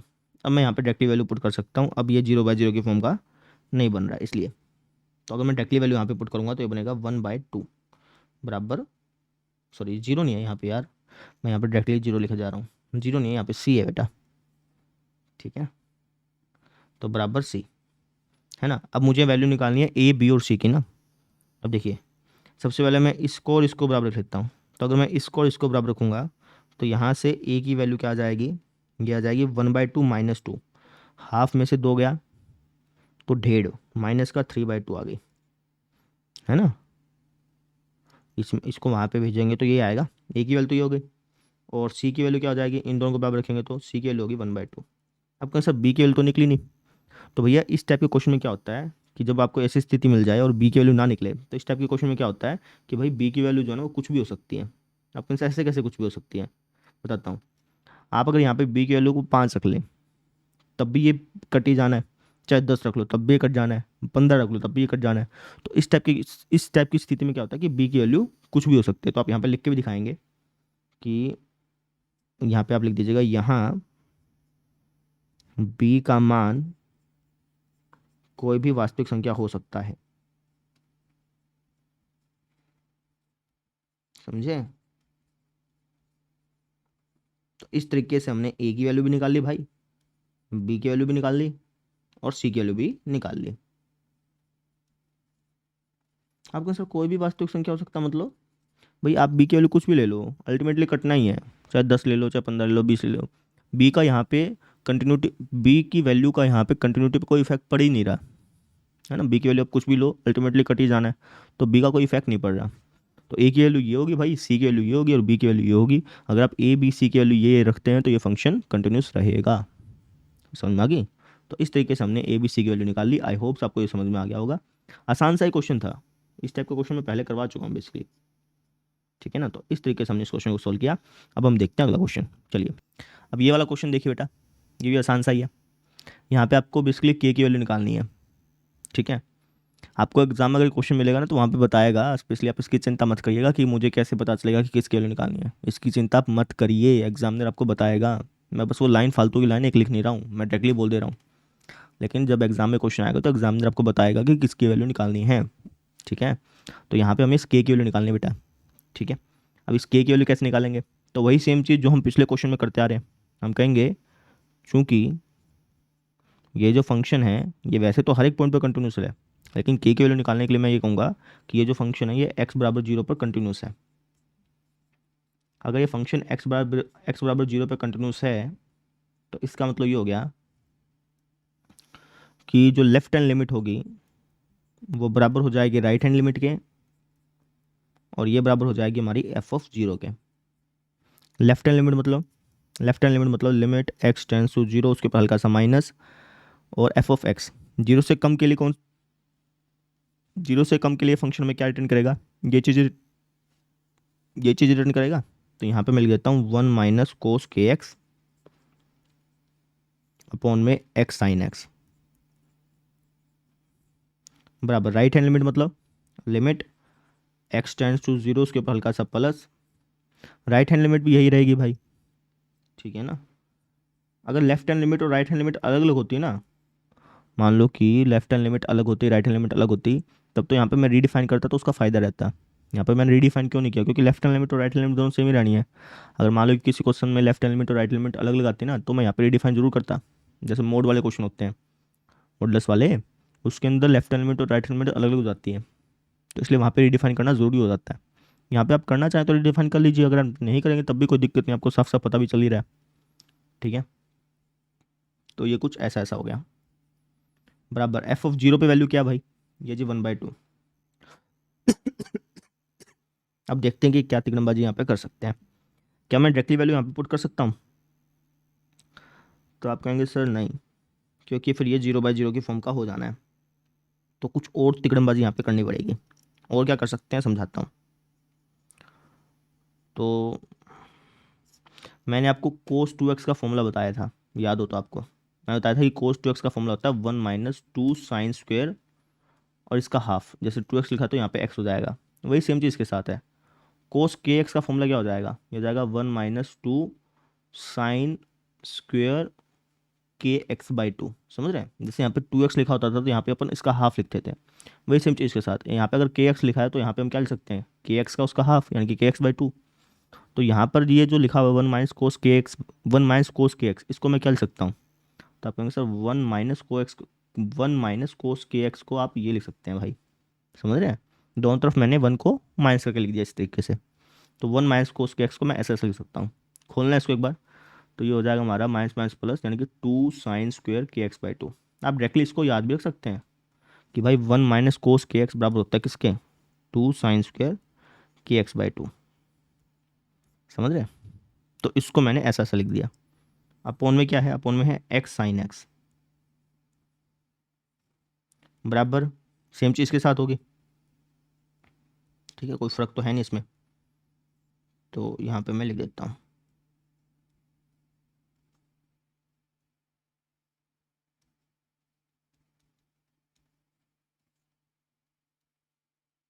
ठीक है, अब आप आगे देखिए। अब यहाँ पे मुझे फॉर्मूला लगाना पड़ेगा। तो मैंने आपको बताया था कि लिमिट जो होती है ना वो स्प्लिट हो जाती है, जमा में भी स्प्लिट हो जाती है, घटा में भी स्प्लिट हो जाती है। स्प्लिट माने कि अलग अलग हो जाती है, जमा में भी अलग अलग कर सकते हो, घटा में भी अलग अलग कर सकते हो, गुणा में भी अलग अलग कर सकते हो और भाग में भी अलग अलग कर सकते हो। तो यहाँ पे मैं काम करता हूँ, लिमिट को दोनों में अलग अलग कर देता हूँ, ऊपर में अलग नीचे में अलग। ठीक है ना, कुछ इस तरीके से।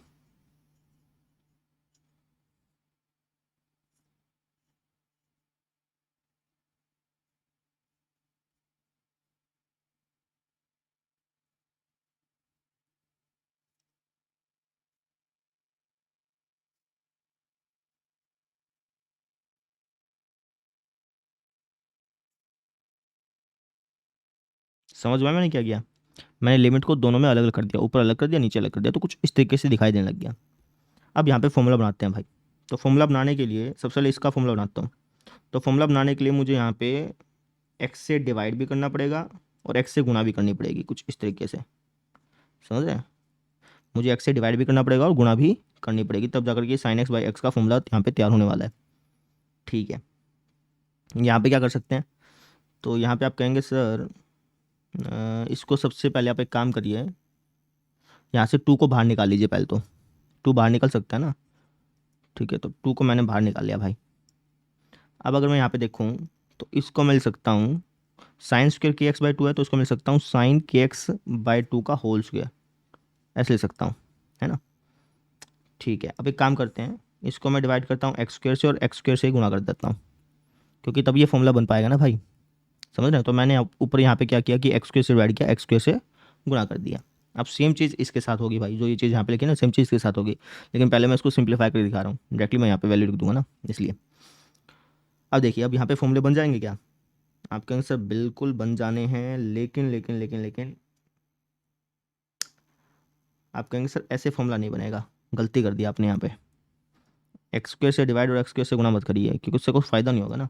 आप डिवाइड करिए kx/2 के होल स्क्वायर से और उसी से गुणा करिए, तब फ़ायदा होना है ना, तभी तो फॉर्मूला बनेगा। x² से डिवाइड और x² से गुणा करें तो फॉर्मूला क्या बनेगा, मुझे फॉर्मूला बनाने के लिए kx/2 के होल स्क्वायर से डिवाइड और kx/2 के होल स्क्वायर से गुणा करनी पड़ेगी, तब जाके ये फॉर्मूला बनेगा। अब मेरी बात ध्यान से समझिए, इसको मैं बाहर निकाल सकता हूँ क्योंकि एक संख्या ही है, तो इसको मैं निकाल लेता हूँ बाहर। ठीक है, तो इसको तो मैं पकड़ करके ऐसे बाहर निकाल लेता हूँ, चल भाई बाहर आ जाए ऐसे। ठीक है, तो सेम चीज़ मैं इसके साथ करूँगा, यहाँ पे x के x से गुणा करूँ तो क्या आ जाएगा, x² आ जाएगा, है ना। ये बेसिकली क्या हो गया, x² हो गया। अब ऐसे ही मैं इस एक्स स्क्वायर को बाहर फेंक सकता हूँ, तो मैंने इस एक्स स्क्वायर को पकड़ा ऐसे और इसको बाहर फेंक दिया। ठीक है, अब ये फॉर्मूले कुछ दिख रहे हैं ध्यान से अगर देखें तो, है ना। नीचे वाला तो डायरेक्टली फॉर्मूला बन रहा है, इसमें तो कोई दिक्कत है ही नहीं। जो ये ऊपर वाला है इसको अभी फॉर्मूला बनाने के लिए यहाँ पे x टेंस टू 0 के बजाय मुझे यहाँ पे क्या लिखना पड़ेगा, के एक्स बाय में 2 टेंस टू 0 लिखना पड़ेगा, है ना। क्या मैं x टेंस टू 0 के बजाय के एक्स बाई 2 टेंस टू 0 लिख सकता हूँ? आप कहीं से लिख तो सकते हैं, लेकिन उसको लिखने से पहले आपको एक टीचर को एक लाइन लिख के दिखानी पड़ेगी। क्या आप कहेगा, यहाँ अगर x टेंस टू 0 है तो ऑब्वियस सी बात है के एक्स बाई 2 भी टेंस टू 0 होगा। और इसी प्रकार से प्लस के लिए भी ये काम होगा, तो वहाँ पे भी आप लिख दीजिए कि अगर x टेंस टू 0 प्लस है तो ऑब्वियस सी बात है के x by 2 tends to 0 plus होना ही होना है। ये लाइन अगर आप लिख देंगे ना, तो उसके बाद आप x टेंस टू 0 के बजाय के एक्स बाई 2 टेंस टू 0 लिख सकते हैं। तो ये लाइन हमने लिख दी और उसके बाद हमने x टेंस टू 0 के बजाय हम ऐसा लिख सकते हैं। समझ में आया? मैं इस चीज़ को ऐसा लिख सकता हूँ, ये मैंने कहा दिया। समझ में आ गई? अब ये फॉर्मूले बनेंगे डायरेक्टली फटाफट से। कैसे बनेंगे समझाता हूँ। देखो, अगर आप यहाँ पे नीचे की तरफ ध्यान से देखें तो डायरेक्टली फॉर्मूला बन ही रहा है, इसमें तो कोई दिक्कत है ही नहीं। ठीक है, अब अगर आप ऊपर की तरफ ध्यान से देखें तो ये भी हमारा डायरेक्टली फॉर्मूला बन ही रहा है। देखो सर कैसे बन रहा है डायरेक्टली फॉर्मूला, समझाता हूँ। यहाँ पे लिखा है sign k x by 2 upon में के एक्स बाई 2 का होल स्क्वायर, ऐसा लिखा है ना। तो अगर मैं इसको लिखना चाहूँ, यहाँ पे मिटा के लिख रहा हूँ बेटा, अगर मैं इसको लिखना चाहूँ तो ऐसे लिख सकता हूँ, sign k x by 2 upon k x by 2 का होल स्क्वायर, ऐसे लिख सकता? आप उसे बिल्कुल सकते हैं भाई। वो जो चीज़ पहले लिखी हुई थी उसको अगर मैं मॉडिफाई करके लिखना चाहूँ तो ऐसे लिख सकता हूँ ना। तो अभी देखिए डायरेक्टली फॉर्मूला बन रहा है, यहाँ पे डायरेक्टली फॉर्मूला नहीं बन रहा क्या? बिल्कुल बन रहा है।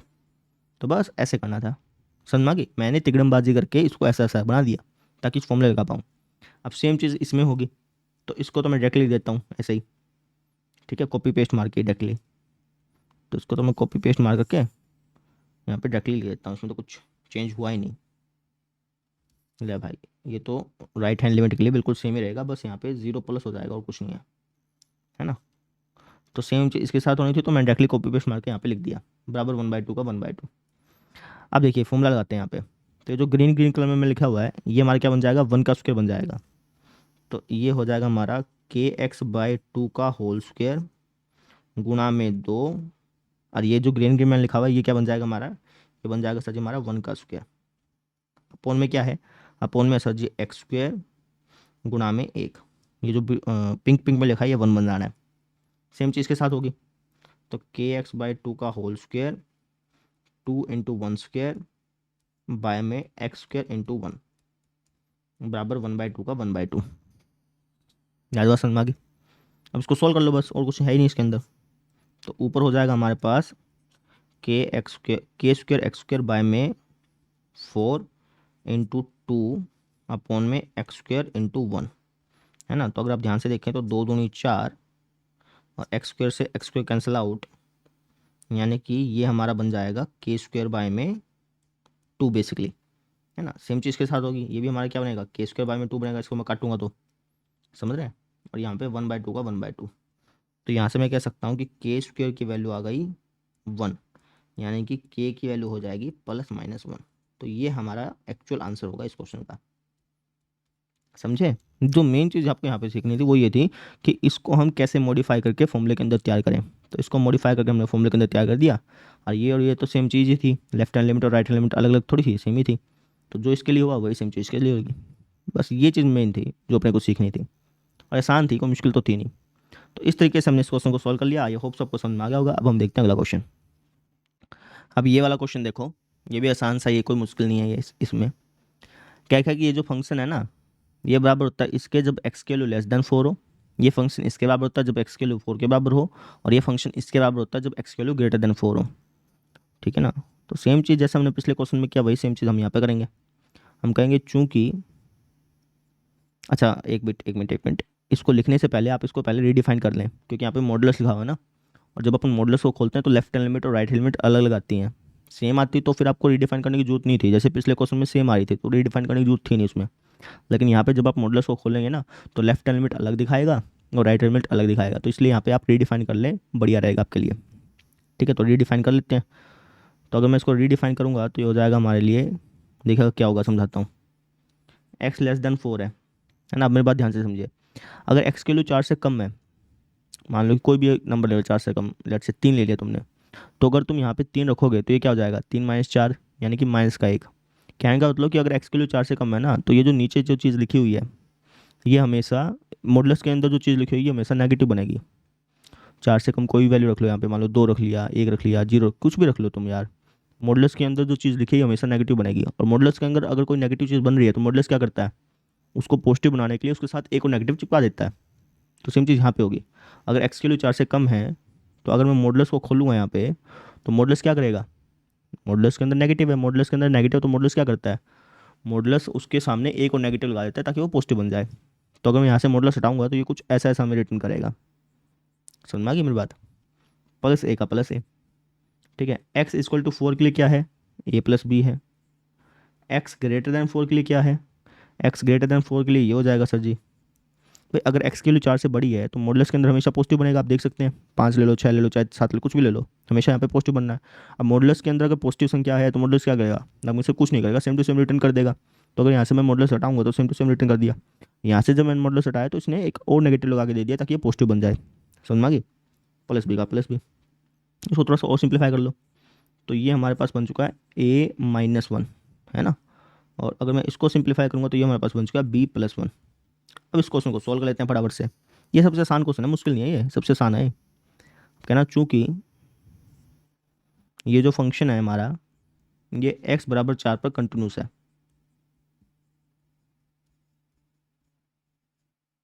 तो इसका मतलब ये हो गया कि जो लेफ्ट हैंड लिमिट होगी वो बराबर हो जाएगी राइट हैंड लिमिट के, और ये बराबर हो जाएगी हमारे पास f(4) के।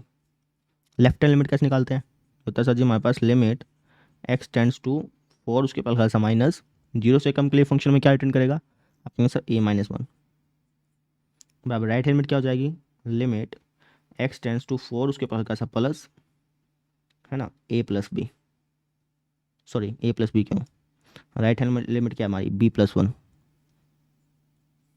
और f(4) क्या हो जाएगा, f(4) है सर जी हमारे पास a+b। सोल्व करते हैं, तो यहाँ पे तो कुछ एक्स उस है ही नहीं, तो डायरेक्टली ये आ जाएगा हमारे पास।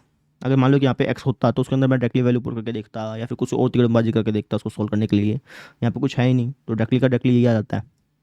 ठीक है, ये हो जाएगा हमारे पास डायरेक्टली का डायरेक्टली b+1, और ये हो जाएगा हमारे पास a+b। ठीक है ना, तो यहाँ पर ये तीनों चीज़ें आपस में बराबर है।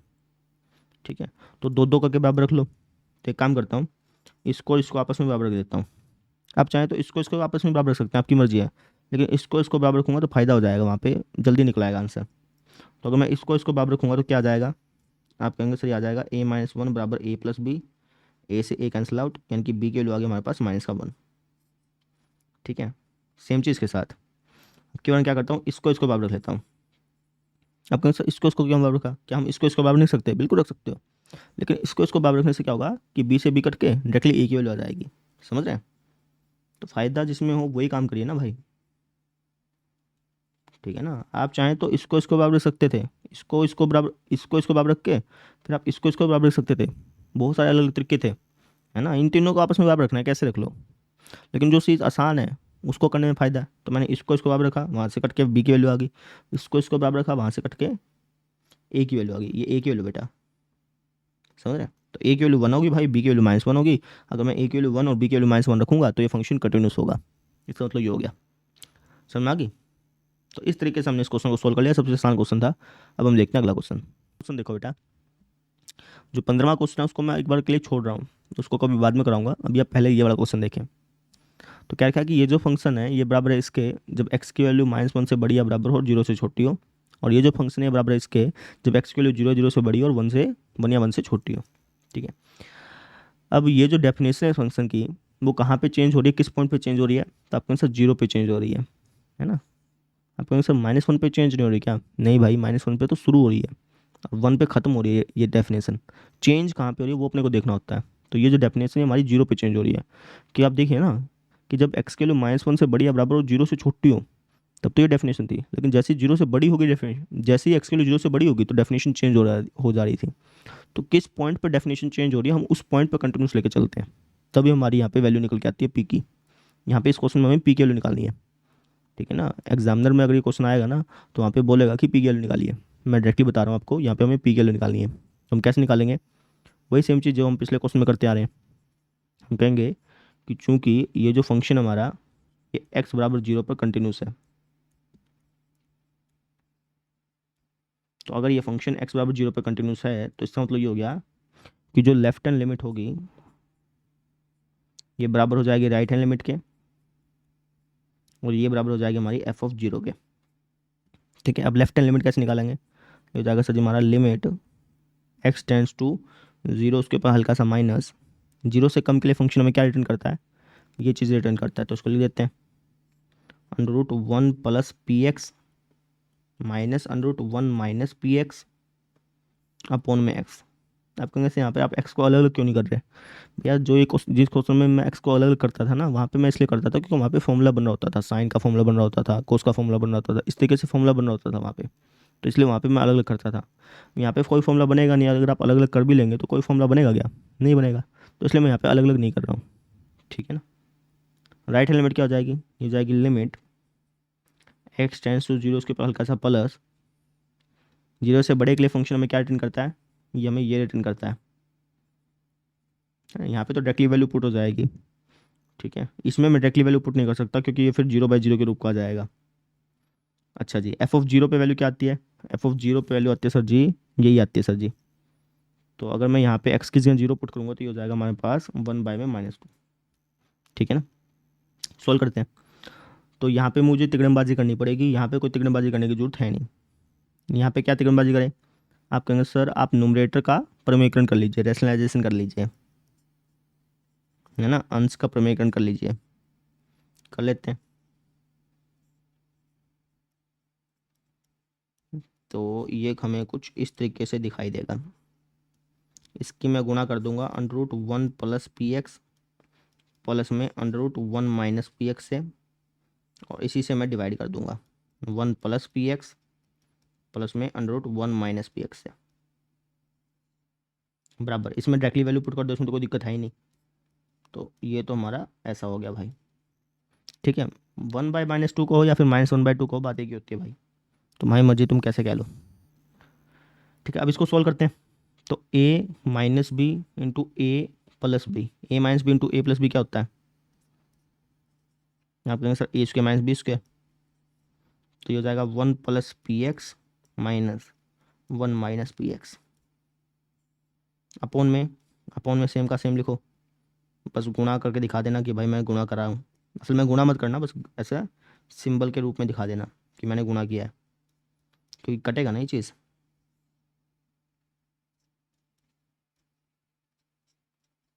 ठीक है, अब अगर आप ध्यान से देखें तो 1 से 1 कट गया भाई, माइनस माइनस प्लस हो गया, यानी कि 2px बन गया। ऊपर ऊपर क्या बन गया हमारे पास? 2px। अब ये x से x कट गया। अब आप यहाँ पे डायरेक्टली वैल्यू पुट कर सकते हो, कोई दिक्कत आएगी नहीं। पहले दिक्कत आई थी तो हम डायरेक्टली वैल्यू पुट कर नहीं रहे थे, तो अगर मैं यहाँ पे डायरेक्टली वैल्यू पुट कराऊँ तो क्या बन जाएगा? ये बन जाएगा सर जी, ऊपर तो रहेगा 2p, और नीचे अगर मैं देखूँ तो ये बन जाएगा हमारे पास √1 प्लस में √1, that is 2।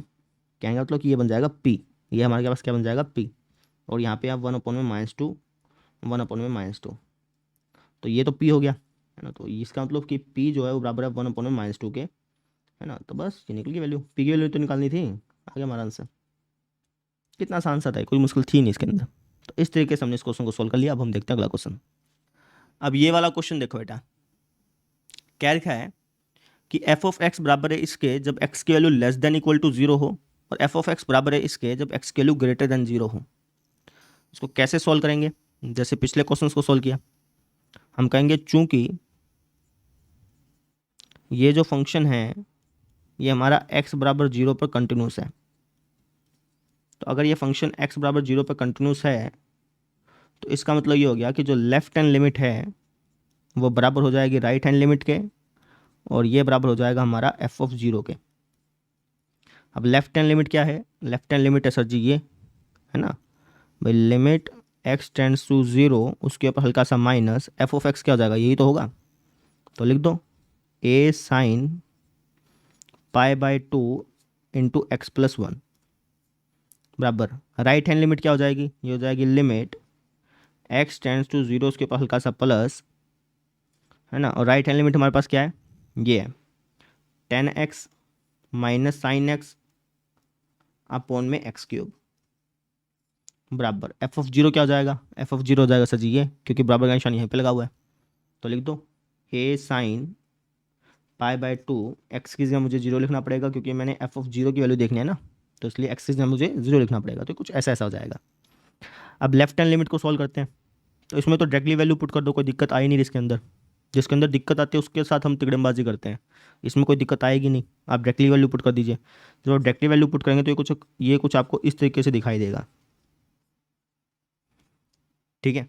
Zero plus one क्या होता है, वन ही होता है, और साइन पाई बाय टू की वैल्यू कितनी होती है, वन होती है, तो वन के वन से गुणा करूँ तो क्या आएगा, वन आएगा, तो ए की अगर हम वन से गुणा करें तो ए आ जाएगा, इसको जब मैंने सोल्व किया तो ये ए बन गया। अच्छा, इसको सोल्व करने में दिक्कत आएगी, दिक्कत इन द सेंस कि इसको अगर मैं डायरेक्टली वैल्यू पुट करूँगा ना तो अभी ये जीरो बाय जीरो के रूप का बन जाएगा। अब डायरेक्टली वैल्यू पुट करके देख लो, ये जीरो बाय जीरो के रूप का बन रहा है, तो यहाँ पे मुझे तिगड़मबाजी करनी पड़ेगी।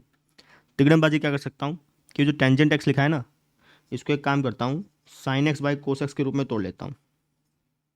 टेंजेंट एक्स को मैंने sine x by cos x के रूप में तोड़ लिया, माइनस साइन एक्स का साइन एक्स, बटे में क्या है अपना, बटे में है जो अपना एक्स क्यूब, समझे, बराबर इसको सोल्व कर लो, ये ए ही बन जाना है, ठीक है। इसको अगर मैं सोल्व करूँ तो ये ए ही बन जाएगा ना बेटा। अब मेरी बात ध्यान से समझिए, तो लेफ्ट हैंड लिमिट तो ए बन गई, बस अब मुझे इसको सोल्व करना है, बाकी सब तो सोल्व हो ही चुका है। इसको कैसे सोल्व करें, तो इसका एलसीएम ले लीजिए, जब आप इसका एलसीएम लेंगे तो ये कुछ आपको इस तरीके से दिखाई देगा। एलसीएम लेना इसका, sine x minus sine x cos x और अपॉन में एक्स क्यूब गुणा कोस एक्स बराबर ए। अब कौन सा ऐसा कैसा हो गया बेटा, ये एक्स क्यूब बटे में है ना, इसको मिल सकता हूँ एक्स क्यूब अपॉन वन, ये ऊपर जाके उल्टा नहीं हो जाएगा, उल्टा हो गया तो कुछ ऐसा ऐसा तो दिखेगा। स्कैनिंग का मतलब ये है कि इसको सिंप्लीफाई करोगे तो ऐसा ऐसा आपको दिखेगा दिखेगा, तो इसको सिंप्लीफाई करके मैंने ऐसा ऐसा लिख लिया। अब ये ए बन चुका है, ये ए बन चुका है, बस इसकी कमी है, इसको सोल्व कर लेते हैं। देखिए इसको सोल्व कैसे करें, तो ऊपर वाले में से साइन एक्स कॉमन निकाल लो आप, तो ये कुछ आपको इस तरीके से दिखाई देने लग जाएगा। Limit x tends to zero, ऊपर वाले में से मैंने साइन एक्स कॉमन निकाल लिया, यहाँ पे बच गया one minus cos x upon में एक्स क्यूब कोस एक्स बराबर ए, ठीक है। अब आप वन माइनस कोस एक्स का फॉर्मूला लगा लें, वन माइनस कोस एक्स को क्या लिख सकता हूँ, वन माइनस कोस एक्स को लिख सकता हूँ limit x tends to zero, उसके ऊपर हल्का सा प्लस साइन एक्स गुणा में sine two sine square x by two, समझ रहे हैं। वन माइनस कोस एक्स को अपन ऐसा लिख सकते हैं, अब कैसे ऐसे कैसे, तो मैंने आपको कोस टू एक्स का फॉर्मूला नहीं लिखवाया था, कोस टू एक्स का फॉर्मूला होता है one minus two sine square और इसका हाफ, जैसे टू एक्स लिखा है तो यहाँ पे एक्स लिखा जाएगा, ये लिखवाया था ना, वही सेम चीज़ के साथ है। कोस एक्स को क्या लिख सकता हूँ, one minus two sine square, यहाँ पे एक्स लिखा हो तो यहाँ पे क्या लिखा जाएगा, एक्स बाई टू, तो अगर मैं यहाँ पे कोस एक्स की जगह ये वैल्यू पुट करूँगा तो वन से वन कट के माइनस माइनस प्लस होकर यही तो आएगा, तो मैंने डायरेक्टली लिख दिया वन माइनस कोस एक्स को, मैंने डायरेक्टली ऐसा ऐसा लिख दिया, समझ में आ गई। अब आप आगे देखिए, बटे में क्या लिखा हुआ है, बटे में लिखा हुआ है एक्स क्यूब गुणा कोस एक्स बराबर ए का ए। अब मेरी बात ध्यान से समझिएगा, ये हो जाएगा limit x tends to zero, उसके ऊपर हल्का सा प्लस, ध्यान से देखिएगा, ये जो एक्स क्यूब है इसको एक काम करता हूँ एक्स गुणा एक्स स्क्वायर करके तोड़ता हूँ, अगर मैं इसको एक्स गुणा एक्स स्क्वायर करके तोड़ूंगा तो इसको मैं कुछ इस तरीके से लिख सकता हूँ, ध्यान से समझना, साइन एक्स अपॉन एक्स गुणा में two sine square x by two बटे में एक्स स्क्वेयर गुणा में वन बाई कोस एक्स, समझ में आया। मैं इस चीज़ को ऐसा ऐसा लिख सकता हूँ ना, तो मैंने इसको ऐसा ऐसा लिख दिया, ऐसा ऐसा क्यों लिखा, ताकि फॉर्मूले बन जाए, साइन एक्स अपॉन एक्स ये तो डायरेक्टली फॉर्मूला बन जाएगा, इसको भी मैं फॉर्मूला बना सकता हूँ, इसको फॉर्मूला बनाने की जरूरत है ही नहीं, इसके अंदर डायरेक्टली वैल्यू पुट करूँगा, ये वन बाई वन के रूप का बनेगा, ठीक है। तो इस तरीके से अगर हम सॉल्व करेंगे तो आसान हो जाएगा, तो मैंने इसको ऐसा ऐसा लिख लिया, ठीक है। अब मैंने आपको एक बात बताई थी कि जो लिमिट होती है वो जमा में भी स्प्लिट हो जाती है, मतलब बढ़ जाती है, घटा में बढ़ जाती है, गुणा में बढ़ जाती है और भाग में बढ़ जाती है, ये चीज़ बताई थी ना, तो उसी का हम यहाँ पे इस्तेमाल करेंगे। ये जो लिमिट है ये गुणा में बढ़ जाएगी, लिमिट इसके साथ भी चिपक जाएगी, इसके साथ भी चिपक जाएगी और इसके साथ भी चिपक जाएगी, तो तीनों के साथ अलग अलग करके चिपका देता हूँ, तो ये कुछ आपको इस तरीके से दिखाई देगा। इस गुणा को मैं ब्रैकेट के रूप में लिख के दिखाता हूँ, फिर ज़्यादा समझ में आएगा। समझ रहे हो, मैंने लिमिट को स्प्लिट कर दिया सबके साथ।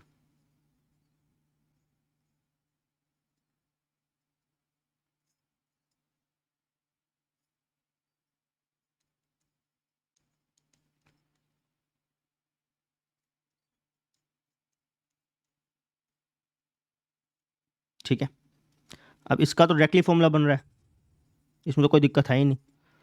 तो अगर मैं इस पर डायरेक्टली फॉर्मूला लगाऊंगा तो ये क्या बन जाएगा, ये बन जाएगा 1।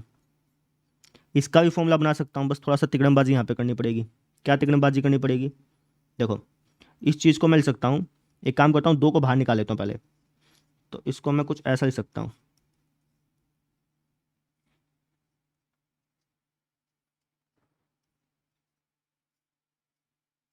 इस चीज़ को मैं ऐसा ऐसा लिख सकता हूँ ना, तो मैंने इसको ऐसा ऐसा लिख दिया। इसमें कुछ बनाने की जरूरत है ही नहीं, क्योंकि डायरेक्टली वैल्यू पुट करने पे 0/0 ग्रुप का नहीं बन रहा। अब डायरेक्टली वैल्यू पुट करना, कोस 0 पे क्या होता है, 1 होता है, तो 1/1 बन रहा है। यानी कि इसमें डायरेक्टली वैल्यू पुट करके हमने इसकी वैल्यू निकाल ली 1, है ना भाई। डायरेक्टली वैल्यू पुट करके अगर नहीं बनता तो कुछ और सोचते हैं, लेकिन यहाँ पे डायरेक्टली वैल्यू पुट करके आसानी से वैल्यू आ ही रही है, तो सोचने की जरूरत ही नहीं है। तो मैंने डायरेक्टली वैल्यू पुट की और हमारा आंसर यहाँ पे 1 आ गया, बराबर ए का ए। तो ये हमारा हो गया ए बराबर। इसका कुछ करना पड़ेगा फॉर्मूला बनाने के लिए। तो आप कहेंगे सर यहाँ पे x/2 है, तो मुझे यहाँ पे भी x/2 बनाना पड़ेगा और यहाँ पे भी x/2 बनाना पड़ेगा। अब यहाँ पे x/2 कैसे बनाऊँ, तो आप कहेंगे सर 2 से भाग कर लो और 2 से गुणा कर लो, अपने आप x/2 बन गया। चलो ठीक है, यहाँ पे तो x/2 बना दिया। अब यहाँ पे x/2 कैसे बनाएं, तो आप कहेंगे सर यहाँ पे x टेंस टू 0 लिखा है ना, तो x टेंस टू 0 के बजाय आप x/2 टेंस टू 0 भी लिख सकते हैं। लेकिन उसको लिखने से पहले आपको एक लाइन लिखनी पड़ेगी। आपको कहना पड़ेगा कि यहाँ अगर x टेंस टू 0 है तो ऑब्वियस ही बात है x/2 जो होगा वो भी 0 की तरफ ही टेंड करेगा। ये लाइन लिखनी पड़ेगी। जैसे आप ये लाइन लिख देंगे ना, तो उसके बाद आप x टेंस टू 0 के बजाय x/2 टेंस टू 0 लिख सकते हैं, कोई दिक्कत नहीं है उसमें। तो अब लिख देते हैं। तो 1 के इसके साथ गुणा करूँ तो कोई फर्क तो पड़ेगा नहीं, तो इसको मिल सकता हूँ 2 लिमिट x/2 टेंस टू 0। यहाँ पर ये हो जाएगा हमारे पास साइन x/2 अपोन में x/2। अब मेरी बात ध्यान से समझिए, ये 1/2 है बेसिकली, 2 में है तो 1/2 माना जाएगा ना इसको। ये 1/2 है ना बेसिकली। एक काम करते हैं, इस 1/2 को मैं बाहर निकाल लेता हूँ। 1/2 को अगर मैं बाहर निकालूंगा तो स्क्वायर लगा हुआ है, तो वो 1/4 बन के बाहर निकलेगा। 1/4 बन के अगर बाहर निकलेगा तो 2 तो पहले से ही बाहर था, तो 2 के 1/4 से गुणा करूँगा तो 2/4 हो जाना है बेसिकली। समझ में आ गई, ये जो 1/2 था उसको मैंने बाहर निकाल लिया, वो 1/4 बन के बाहर निकलेगा। 2 की अगर मैं 1/4 से गुणा करूँगा तो 2/4 हो जाएगा। तो ये कुछ इस तरीके से दिखाई देगा। समझ में आया, इसका होल स्क्वायर। गुणा में क्या है, गुणा में है 1, तो उसको लिखने की जरूरत है ही नहीं, क्योंकि उसकी 1 से गुणा करने पे ही आना है, बराबर ए का ए। बस इसको और सोल्व कर लो, तो हो जाएगा ए बराबर, इसको काटूंगा तो ये हो जाएगा 1/2। ये हमारा फॉर्मूला बन रहा है किसका, 1 स्क्वायर का, बराबर ए। तो यहाँ से मैं कह सकता हूँ कि जो ए की वैल्यू होगी ये होगी 1/2। तो इस तरीके से हमने इस ए की वैल्यू निकाल दी। आई होप आपको समझ में आ गया होगा। एक बार मैं आपको जूम आउट करके दिखा देता हूँ कि कैसे हमने किया। देखिए, लेफ्ट हैंड लिमिट बराबर होगी राइट हैंड लिमिट के, और ये बराबर होगी f(0) के। ये हमें पता है ना। तो लेफ्ट हैंड लिमिट में तो कोई दिक्कत थी नहीं, वो तो ए डायरेक्टली बन रहा था, ना ही f(0) में कोई दिक्कत थी, वो भी डायरेक्टली ए बन रहा था। दिक्कत आई थी इसके अंदर, तो हमने सबसे पहले एलसीएम उलसीएम लिया, थोड़ा सा सोल्व किया, है ना। सोल्व करते करते करते करते करते करते कुछ इस तरीके से मैंने बनाया, लिमिट स्प्लिट करी, है ना। उसके बाद ये तो डायरेक्टली फॉर्मूला बन ही रहा था, इसको भी फॉर्मूला बना सकते थे, और इसको फॉर्मूला बनाने की जरूरत ही नहीं थी, ये तो डायरेक्टली वैल्यू पुट करने पे आंसर आ रहा था। तो बस इसको थोड़ा सा तिकड़मबाजी करके सोल्व किया, और वहाँ से हमारे पास आंसर आ गया ए बराबर 1/2। कहने का मतलब ये है कि अगर ए की वैल्यू 1/2 होगी ना, तो ये फंक्शन कंटिन्यूस होगा। समझ में आ गई। तो इस तरीके से हमने इस क्वेश्चन को सॉल्व कर लिया। आई होप आपको समझ में आ गया होगा। अब हम देखते हैं अगला क्वेश्चन। अब ये वाला क्वेश्चन देखिए, ये क्वेश्चन, इस टाइप का क्वेश्चन मैंने पहले करा दिया है। वीडियो पोस्ट करके आप खुद ब खुद ट्राई करेंगे ना, तो आराम से आप निकाल लेंगे। ठीक है, तो कैसे करेंगे, जिस तरीके से पिछले क्वेश्चन के, हम कहेंगे कि चूंकि ये जो फंक्शन है ये हमारा x बराबर 0 पर कंटिन्यूस है, तो इसका मतलब ये हो गया कि जो लेफ्ट हैंड लिमिट है ये बराबर हो जाएगी राइट हैंड लिमिट के, और ये बराबर हो जाएगी f(0) के। अब लेफ्ट हैंड लिमिट कैसे निकालते हैं, ये हो जाएगा sir ji limit x tends to 0, उसके पास का सा माइनस 0 से कम के लिए फंक्शन में क्या देता है, ये चीज़ देता है। तो f(x) की जगह लिख दूंगा ये log 1 + 3x minus log 1 - 2x, ठीक है ना, और x दोनों के अंदर स्प्लिट कर देता हूँ ऐसे, ठीक है ना, ताकि फॉर्मूला बन जाए, इसलिए मैंने ऐसा किया। राइट हैंड लिमिट भी यही यही की यही सेम रहेगी, ठीक है। तो एक काम करता हूँ, यहाँ पे लिखना तो पड़ेगा आपको, टीचर को लिख के दिखाना ही पड़ेगा, तो लिख देते, कोई बात नहीं, है ना। तो ये कुछ ऐसा ऐसा हो जाएगा।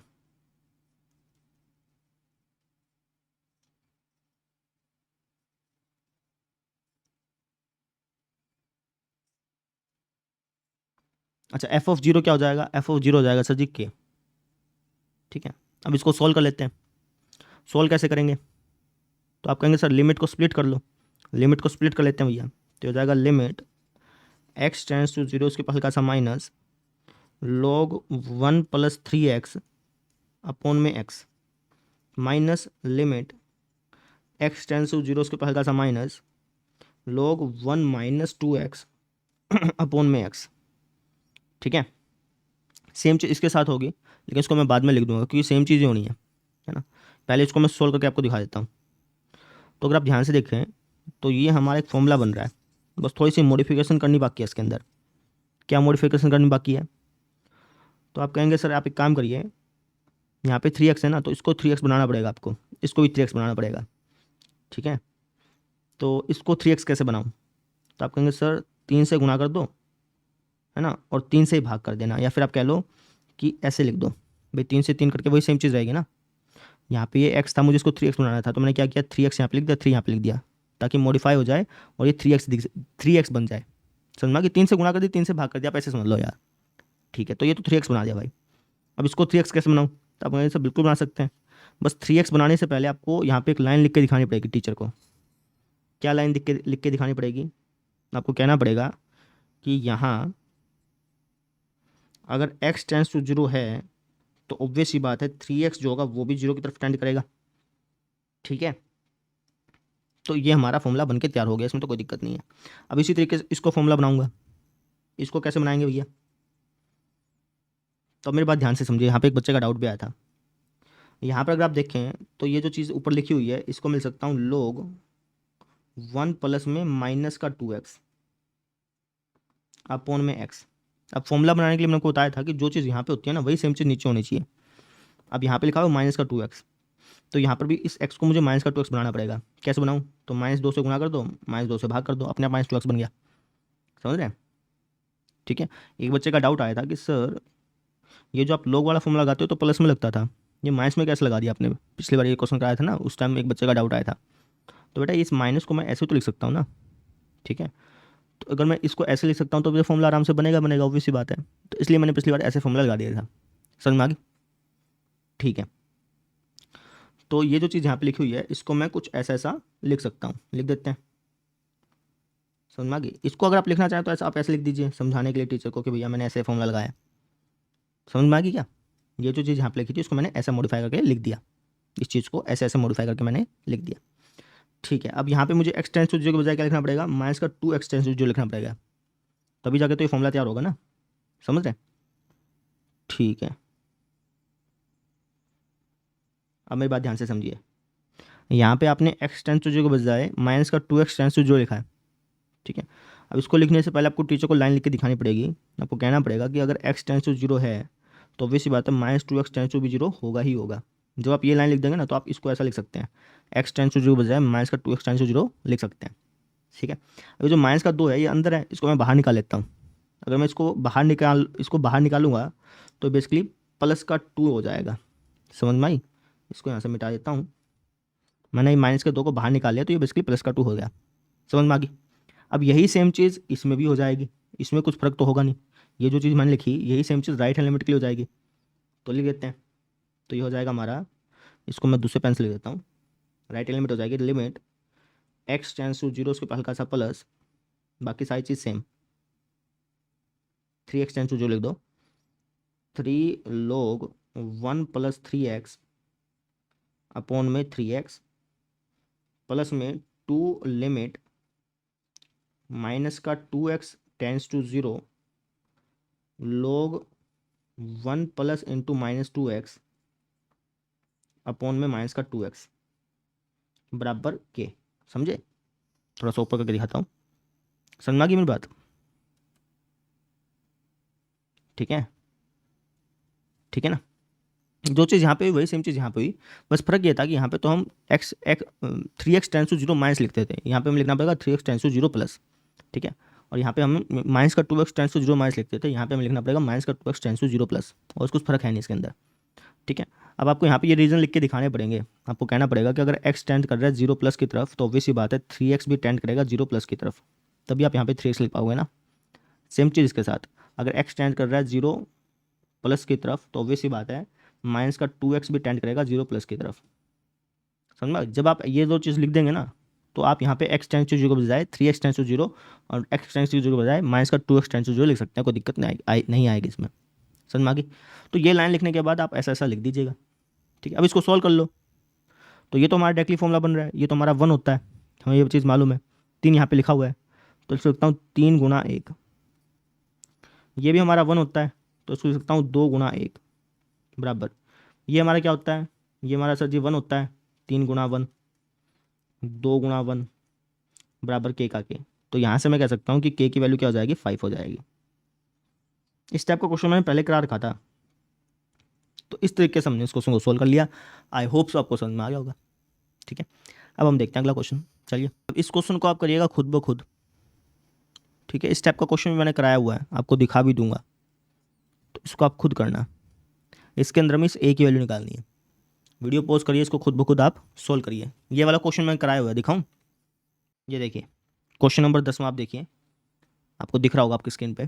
तो ये जो 10वां क्वेश्चन था ना, ये बिल्कुल ऐसा ही है, और 10वां क्वेश्चन मैंने कराया हुआ है पिछली वीडियोज़ में।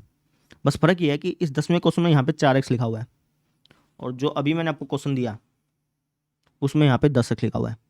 ठीक है, इस 10वें क्वेश्चन में आप देखें तो यहाँ पे 16 प्लस रूट एक्स माइनस 4 लिखा हुआ है, और इसके अंदर लिखा हुआ है 625 प्लस रूट एक्स माइनस का 25। बस अंक बदल दिए, बाकी क्वेश्चन बिल्कुल सेम टू सेम है जैसे 10वां क्वेश्चन था। तो वीडियो पॉज करके आप इसको खुद ब खुद कर लेना। ठीक है, तो इस तरीके से हमारा एक्सरसाइज 5.1 का बेसिक जो है वो कंप्लीट हो जाता है। ठीक है, तो आप कोशिश करिएगा कि 5.1 को खुद ब खुद से निकाल लें, है ना। मैक्सिमम क्वेश्चन ऐसे ही हैं जैसे मैंने कराए हैं ना, तो 5.1 को खुद से निकालने की कोशिश करिएगा। दो ही प्रकार के क्वेश्चन आपको मैक्सिमम मिलेंगे। एक तो ये होगा कि आपको एक फंक्शन दे देगा, एक पॉइंट दे देगा, आपको कह देगा कि ये फंक्शन को इस पॉइंट पर कंटिन्यूस सिद्ध करो, कंटिन्यूस सिद्ध करो। एक तो इस टाइप का क्वेश्चन होगा। दूसरा टाइप का क्वेश्चन ये हो सकता है कि भैया आपको ये बोल देगा कि फंक्शन कंटिन्यूस है, फंक्शन जो है वो कंटिन्यूस है, आपको किसी की वैल्यू निकालनी है, मान लो कि ए की वैल्यू निकालनी है। तो दो ही प्रकार के प्रश्न हो सकते हैं इस प्रश्नावली में, मैक्सिमम जो एग्जाम में पूछे जाते हैं वो भी यही होंगे। ठीक है, तो दोनों टाइप के क्वेश्चन मैंने करा दिए। मैंने ये भी समझा दिया कि अगर आपको पॉइंट दे रखा हो और एक फंक्शन दे रखा हो तो कोई भी फंक्शन किसी पॉइंट पर कंटिन्यूस कैसे सिद्ध करते हैं वो भी मैंने आपको समझा दिया। ठीक है, और अगर कोई फंक्शन कंटिन्यूस है और आपको किसी चीज़ की वैल्यू निकालनी है तो वो कैसे निकालते हैं वो भी मैंने आपको समझा दिया। तो इस तरीके से हमारा 5.1 का बेसिक कंसेप्ट बिल्कुल कंप्लीट हो चुका है।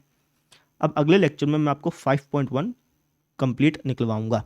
ठीक है, लेकिन उससे पहले आप खुद ब खुद से इसको निकालने की कोशिश करिएगा। ठीक है, तो आज के लिए इतना ही। Thank you.